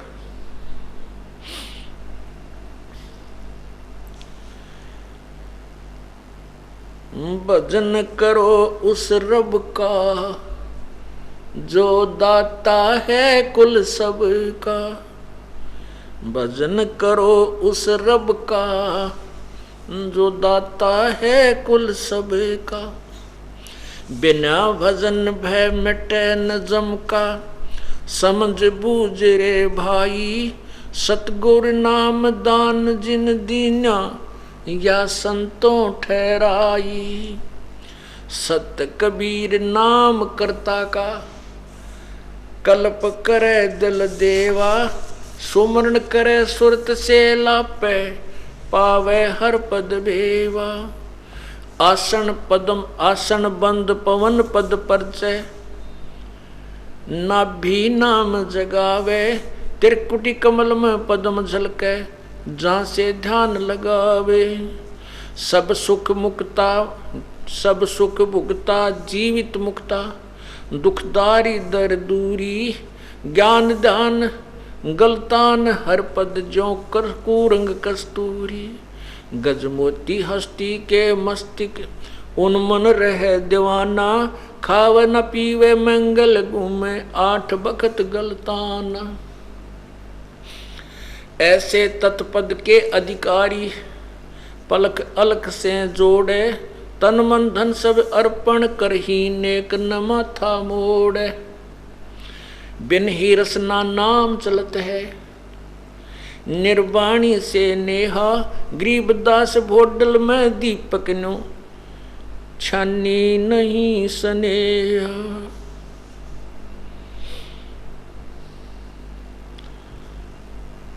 कहते हैं उस परमात्मा की साधना कीजिए जो कुल मालिक है। उसकी साधना के लिए क्या बताते हैं कि बिन ही रसना नाम चलत है, उस निर्वाणी से नेहा, मोक्ष मार्ग के आपका पूर्ण रूप से प्रीति जुड़ जाए, उसके अंदर आपका विशेष प्रेम लग जाए पूर्ण परमात्मा में। और उसके लिए क्या बताते हैं कि तन मन धन सब अर्पण कीजिए, नेक न माथा मोड़े। उस परमात्मा के पाने के लिए तन मन धन कुछ भी अपना पर अर्पण करना पड़े, कहते हैं उसमें हिचकिचाहट नहीं करे। और तन मन धन उसी परमात्मा का दिया हुआ है। वो तन और मन धन कहाँ मांगता है, कब आपसे क्या चाहता है कि कुछ समय परमात्मा के चरणों में अवश्य आइए, उसकी महिमा सुनिए, आपके कल्याण के लिए ही वो बताते हैं। और दान परमात्मा के लिए, अपने कल्याण के लिए कीजिए।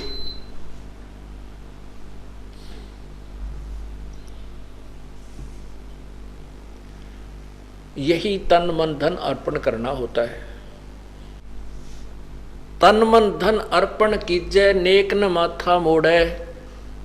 अर्थात परमात्मा के भक्ति के लिए, परमात्मा के सत्संग माने के लिए दान धर्म और भक्ति भजन करने में आनाकानी नहीं, इसी को तन मन धन अर्पण करना बताया है। और जो नेक साधना करते हैं उसके बारे में बताते हैं, गरीबदास बोडल में दीपक छानी नहीं स्नेहा। जिनकी परमात्मा में लगन लगी है वो छुपी नहीं रहती। जैसे बल्लभ होता है, बल्लभ दीपक, क्योंकि पहले ये बल्लभ ट्यूब नहीं थी, इसके ऊपर यदि हम पॉलीथीन का कोई कागज डाल दें, पॉलीथीन लगा दें, तो भी उसका नूर चमक अवश्य दिखती रहेगी, भले ही थोड़ी दिखे। तो कहने का भाव यह है कि परमात्मा की भक्ति करने वाले छुपे नहीं रहते, उनकी कोई ना कोई ऐसी क्रिया न्यारी ही होती है जो आम समाज से अलग होती है।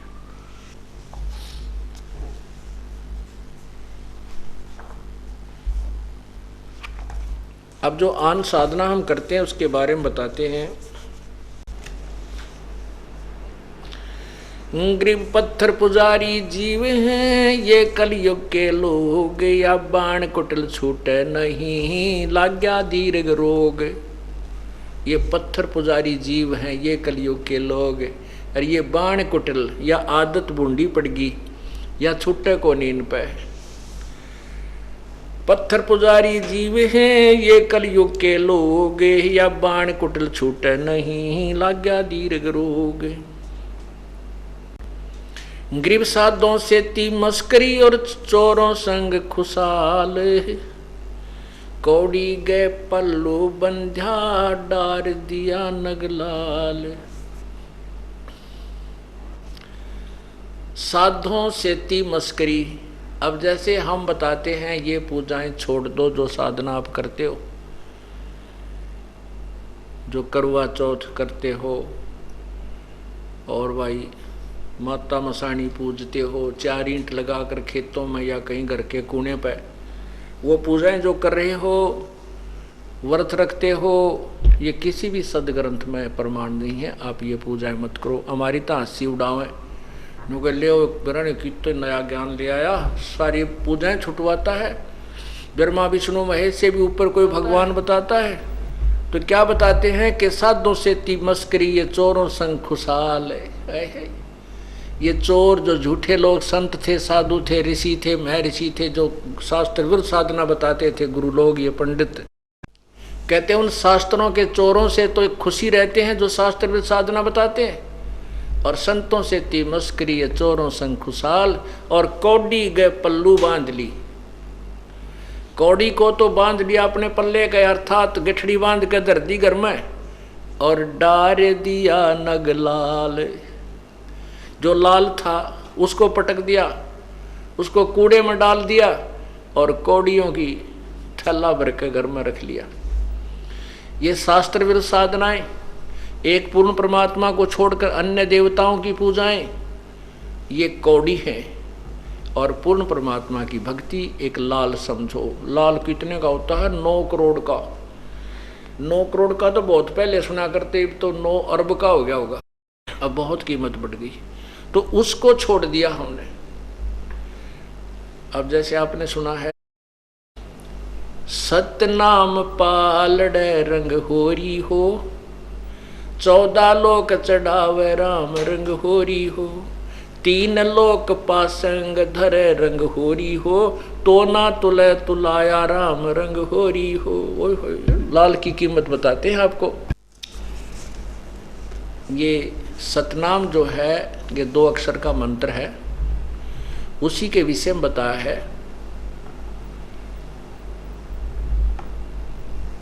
कि वो जो सतनाम जो दूसरा मंत्र है उसके विषय में स्पष्ट लिखा है वाणी में कि उसका एक विधिवत साधना पूर्ण संत से प्राप्त हो। वैसे नहीं अपनी मर्जी से किसी ने पता लग जाए, वो दूसरे तो सुना गा पे जाप करने जाए, ऐसे नहीं होता उनसे लाभ।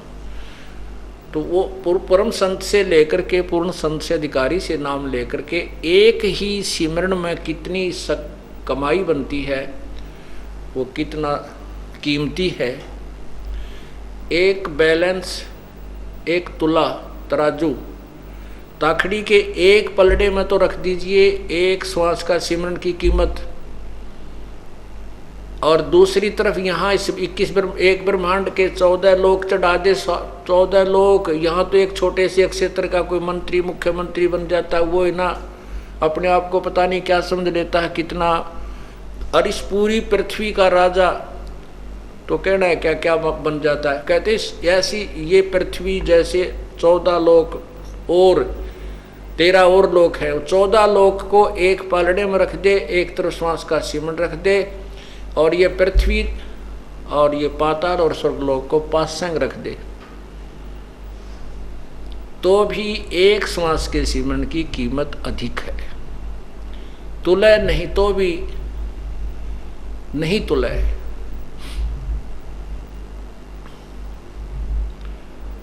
अब देखो लाल की कीमत, ये सिमरण आप थोड़ा बहुत भी करते रहोगे तो बहुत लाभ आपको मिलेगा।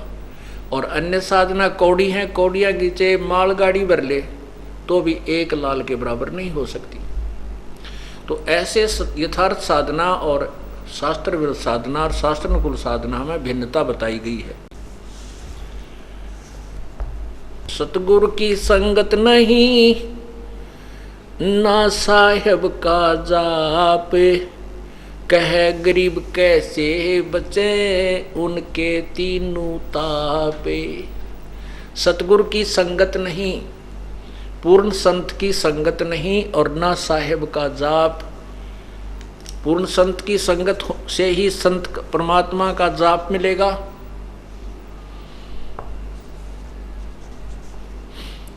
और कह गरीब कैसे मिटे जिनके तीनों ताप, जिनकी विधिवत साधना है नहीं, परम संत मिला नहीं, तो उनके ऊपर आने वाले कष्ट वो 3 ताप के अंतर्गत जो आपको दुख होते हैं, हानि होती है, कोई बच्चा बीमार होता है, स्वयं बीमार होते हो,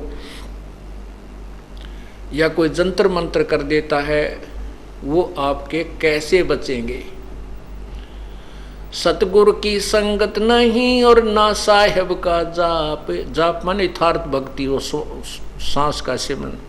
कह गरीब कैसे बचे तीन से तीनों जिनके तीनों ताप, तो उनको 3 ताप का कष्ट कैसे दूर होगा जिनके पास यथार्थ साधना नहीं है।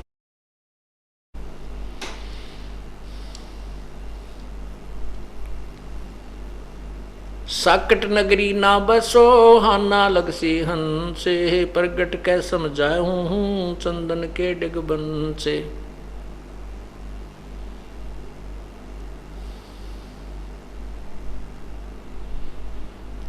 कहते हैं चतुराई चूल्हे पड़ो और चारों वेद बेटम्बे, साकट सगा ना बैठियो आको लगे न अम्बे। क्या बताते हैं कि हमने जो घिसा पिटा ज्ञान समझ रखा था, सुन रखा था, और उसमें चतुर बने बैठे थे, अन्य शिष्य भी बना रखे थे बहुत ज़्यादा। परमात्मा कहते हैं कि जो पुण्यात्मा होगा, जो बुद्धिमान व्यक्ति संत होगा और भक्त होगा, वो उस चतुरता को नहीं ध्यान में रखता जो स्वयं चतुर बन करके दुनिया को गुमराह कर रहा था। और सच्चा मार्ग जब मिल जाता है तो क्या कहते हैं, चतुराई चूल्हे पढ़ो ये चारों वेद बिटम्बे। चारों वेदों में भी पूर्ण ज्ञान नहीं है, इनकम्प्लीट नॉलेज है। और जब चारों वेदों के इंक्लूड और आगे की जो वेदों में लिखा है कि हम पूर्ण ज्ञान नहीं जानते, कोई संत बताएगा, वो संत मिल जाता है और फिर भी नखरे करता है, फिर भी अपनी चतुराई दिखाना चाहता है। कहते बुद्धिमान व्यक्ति वहाँ क्या विचार करे कि चतुराई चूल्हे पढ़ो और ये चारों वेद बिटम्ब, साकट सगा ना भेंटियो आंबों लगे आंकों लगे न अम्ब। पुण्यात्माओं, परमात्मा की एक एक वाणी पर हम गहराई से विचार करेंगे, तब इस खेल में सफल होंगे। हम तभी इस भगवान के गेम में, भगवान प्राप्ति के इस मार्ग में सफल होंगे। क्या बताते हैं कि साकट सगा ना भेंटियो, कोई ऐसा रिश्तेदार भी ना मिला परमात्मा हमने जो साकट हो, और चाहे वो कितना धनवान हो चाहे गरीब हो, साकट सगा ना मिलवाना परमात्मा। आंख के आम नहीं लगते, आंख के पौधे के आम नहीं लगते, डोडे लगते। रत्न जड़ाऊ मंदिर है लख योजन उस्थाने, साकट सगा ना भेंटियो चाहे हो इंद्र समाने। स्वर्ग के राजा इंद्र, और उसका महल बहुत सुंदर बना हुआ है, उसके अंदर लाल और मोती हीरे जैसे हम चिप्स लगाते हैं ऐसे उसके लगे हुए हैं, और बहुत बड़ा महल है इंद्र का। कहते हैं हमारा रिश्तेदार जो भगवान से विमुख है, परमात्मा में जिसकी रुचि नहीं है, उसका चाहे लाख योजन में का तो उसके पास मकान स्थान हो, लाख योजन, 1 योजन 4 कोस का, और 1 कोस 3 किलोमीटर की, 1 योजन 12 किलोमीटर का, 12 लाख किलोमीटर में कह उसका महल बनाओ, इतना उसके पास स्थान हो। 10-20 एकड़ जमीन को छोड़ो, कहते हैं जिसकी 12 लाख किलोमीटर में का उसका स्थान हो, उसके पास इतनी जमीन हो, और उसके महल में चाहे रत्न जड़ रखे हो, और साकट सगा न भेंटियो चाहे हो इंद्र समान। हमने वो गरीब रिश्तेदार हमारा अच्छा है जो परमात्मा विश्वास रखता है,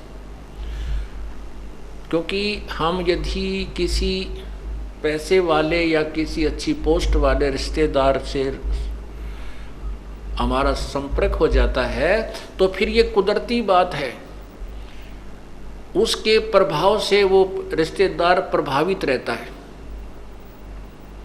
उधर से फिर जो जाने वाले, हमारी लड़की मान लिया हमने लड़की ब्याह दी ऐसे साकट का, तो बच्चे का जीवन बर्बाद कर दिया, उस दन्ने के फूकेंगे, जब लड़की पार ना हुई तो अब फिर अगले जन्म में ना जाने किस पशुचूनी में जाएगी बेचारी।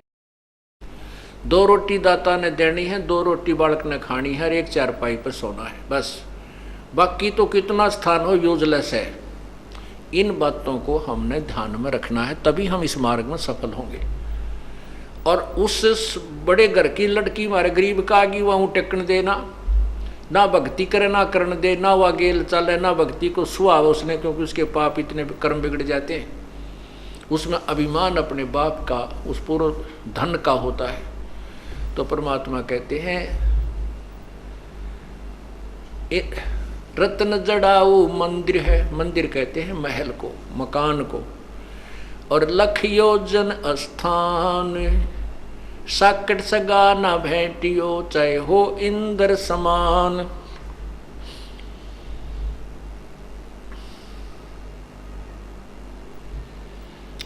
साकट 4 वेद हैं, साकट 12 पंथ, और साकट पंडित पीरे हैं, ये ही जम के दंत। साकट 4 वेद हैं, क्योंकि जिनमें कंप्लीट नॉलेज नहीं है वो भ्रमित कर रहे हैं, तो वो हमारे जीवन से के लिए सफल नहीं है। और ये 4 वेदों में भी केवल ब्रह्म तक की जानकारी है, बाकी ज्ञान प्रभु का जरूर दिया है, लेकिन उसके पाने की विधि नहीं है। इसलिए चाहे हम वेदों अनुसार कितनी साधना कर लें और ब्रह्मलोक में पहुंच जाएं, तो भी वहां अपने पुण्य को समाप्त करके 84 लाख योनियों में आएंगे। और 5वां वेद जो है जिसमें पूर्ण ज्ञान है वो सबसम वेद है, वो परमेश्वर कबीर जी की वाणी है, और साथ में उन संतों की अमर वाणी जो परमात्मा से परिचित हुए थे, और उन्हीं की कृपा से उन्होंने अपने जो है ना वो गवाह तैयार किए थे कबीर परमेश्वर ने, कि आने वाले समय में ये संत, इनकी वाणी, इनके वचन मेरा गवाही देंगे कि ये संत कबीर परमात्मा पूर्ण ब्रह्म है जो काशी में जुलाहा बनकर आए थे। जैसे आदरणीय नानक साहिब जी ने परमात्मा प्राप्त हुए, बेई नदी में डूबने का बहाना करके प्रभु उनको अदृश्य करके सतलोक लेकर गए, फिर उनको वहाँ सब व्यवस्था से परिचित करा करके वापस छोड़ा। उसके बाद नानक साहब ने संसार को आसार मान लिया, नौकरी भी त्याग दी परमात्मा की प्राप्ति करने के लिए कि वो काशी में बताते हैं पृथ्वी पर आया हुआ है। तो बनारस पहुँचे और बनारस में वहाँ जुल्हे का कार्य करते हुए, धानक का काम करते हुए देखा उस परमेश्वर को। तब कहा था, फाई सूरत मुल्क की वेश ए ठगवाड़ा ठगी देश खरा सियाणा बोते बार, ये धानक रूप रहा करतार। लोगों ये धानक रहा, ये रहा करतार, ये भगवान रहा। तो ऐसे ही गरीबदास साहिब जी को, ऐसे ही दादू साहिब जी को, ऐसे मुल्कदास साहिब जी को, ऐसे गीसा साहिब जी को, ऐसे ही धर्मदास साहिब जी को परमात्मा ने अपनी सतीथि से परिचित कराया था और अपने गवाह बनाए थे। और आज इन महापुरुषों को पूरा विश्व मानता है कि इनको भगवान मिला था। ये क्या बता रहे हैं कि वो कबीर मिला था। नानक साहिब की वाणी में 24 पृष्ठ पर आपको यही पढ़ने को मिलेगा, धानक रूप रहा करतार। 721 पृष्ठ पर लिखा है कि हक्का कबीर, हक्का कबीर माने सत कबीर,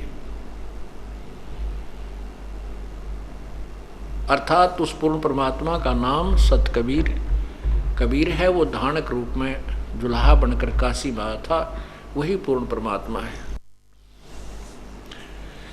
साकट चारों वेद हैं, ये साकट 12 पंथ, ये 12 पंथ।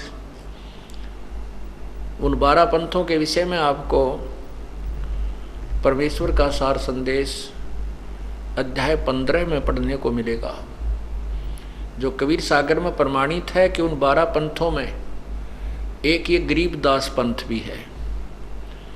और इस गरीबदास पंथ के तक ये 12 के 12 पंथ ये यथार्थता से परिचित नहीं हैं। महिमा कबीर जी की ही गाते हैं, कबीर जी को ही वाणियों का कबीर साहब की वाणियों को ही प्रमाण दे करके अपने पंथ चलाए हुए हैं। लेकिन इन 12 पंथों में कोई भी मोक्ष प्राप्त नहीं करेगा। परमात्मा लिखा कि 12वें पंथ में फिर हम ही आएंगे और सभी पंथों को समाप्त करके एक ही सच्चा पंथ चलाएंगे। तो यहाँ क्या बता रहे हैं, साकट चारों वेद हैं और साकट 12 पंथ, साकट पंडित पीर हैं ये ही जम के दंत। ये पंडित और पीर, ब्राह्मणों हिंदुओं के गुरु पंडित जी और मुसलमानों के गुरु पीर, कहते हैं ये भी अधूरे ज्ञान से परिचित हैं, ये पूर्ण ज्ञान प्राप्त नहीं है, इनको अपने ही सदग्रंथों का ज्ञान नहीं।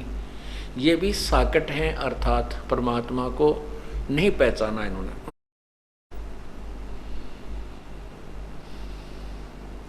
प्रथम तो 10 नाम हैं ये सन्यासी भगवान, दारू बकरे खाते हैं निस्वा सर सुरापान।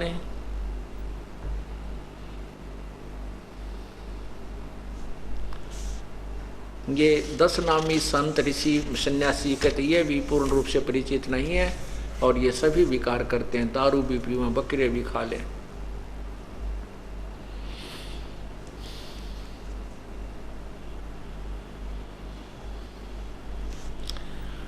अब क्या बताते हैं कि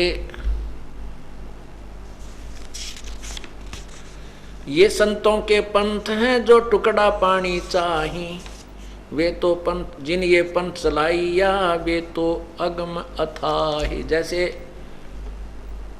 अब ये पंथ चाले हैं जिनते, जैसे नानक साहिब जी का पंथ चला तो नानक साहिब तो पूर्ण रूप से परिचित थे परमात्मा से, लेकिन बाद में अब कहाँ कितनी गिरावट आ गई सिख पंथ में, मांस ये खावें दारू ये पीवें हैं, और फिर ऊपर से गुरु ग्रंथ साहिब को मत्था भी टेकें, जिसमें ये सब मना किया है कि ऐसा मत करो, और उसके विपरीत जो साधनाएं वो क्रियाएं करते हैं वो परमात्मा को कैसे पसंद हो सकते हैं।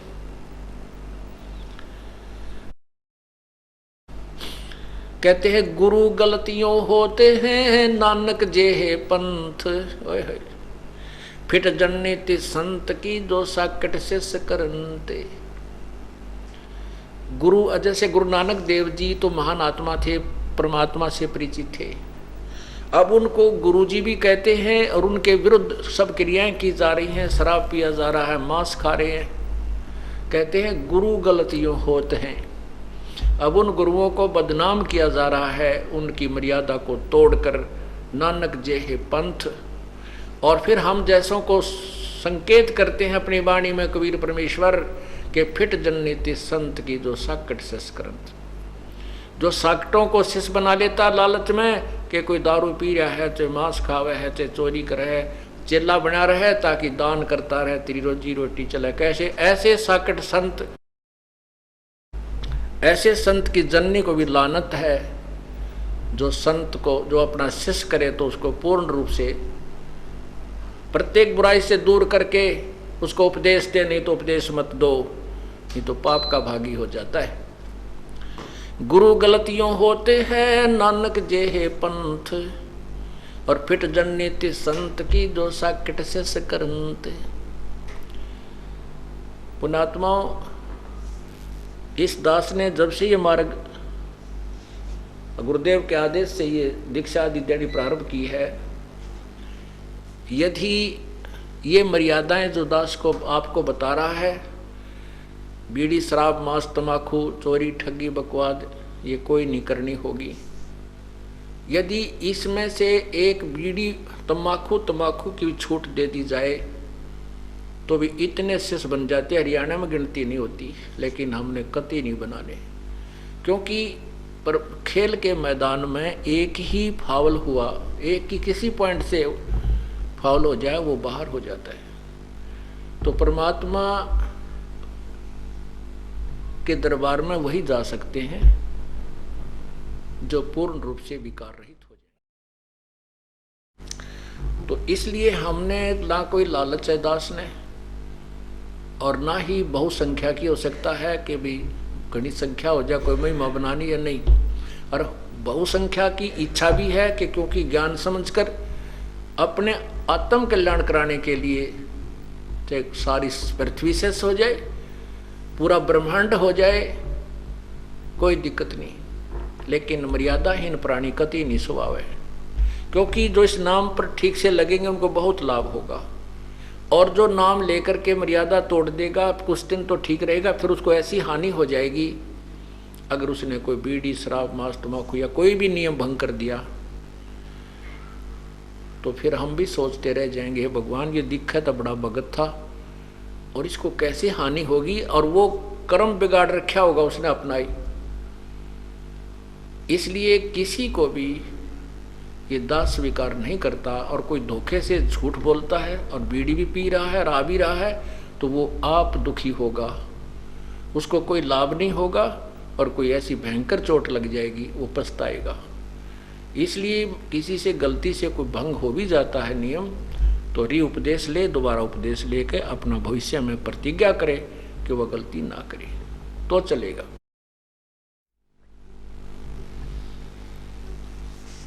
तो पुण्यात्माओं, कोई कृपा है परमात्मा की, प्रभु की आपके ऊपर, जो आपको ये मार्ग मिल रहा है। परमात्मा कहते हैं समझा है तो सर दर्पाओं बहोर नहीं रहे सादाओ। यदि आपने परमात्मा को समझ लिया है, ये ज्ञान समझ में आ गया है कि मानुष जन्म बार बार नहीं मिलता, और मनुष्य जन्म मिल जाए तो ये ज्ञान नहीं मिलता, परम संत नहीं मिलते, और ये जब सारे साजबाज सभी जो है सारी खाना पूर्ति होगी, संत भी मिल गए, ज्ञान भी पूरा मिल गया, और मनुष्य जन्म भी आपके पास है, उसके लिए कहते हैं समझा है तो सिर दर पाओ और बहोर नहीं रहे ऐसा दाओ। ये समय फिर नहीं मिलेगा। सिर पर पांव रखना, बहुत तेज दौड़ना, जैसे विशेष खतरे से बचने के लिए भाग कर जान बचाई जाती है, ऐसे ही अब इस ज्ञान को समझ के आप इतनी ही स्पीड से भक्ति पर लग जाओ, तब आपका कल्याण होगा। बोलो सतगुरुदेव की जय।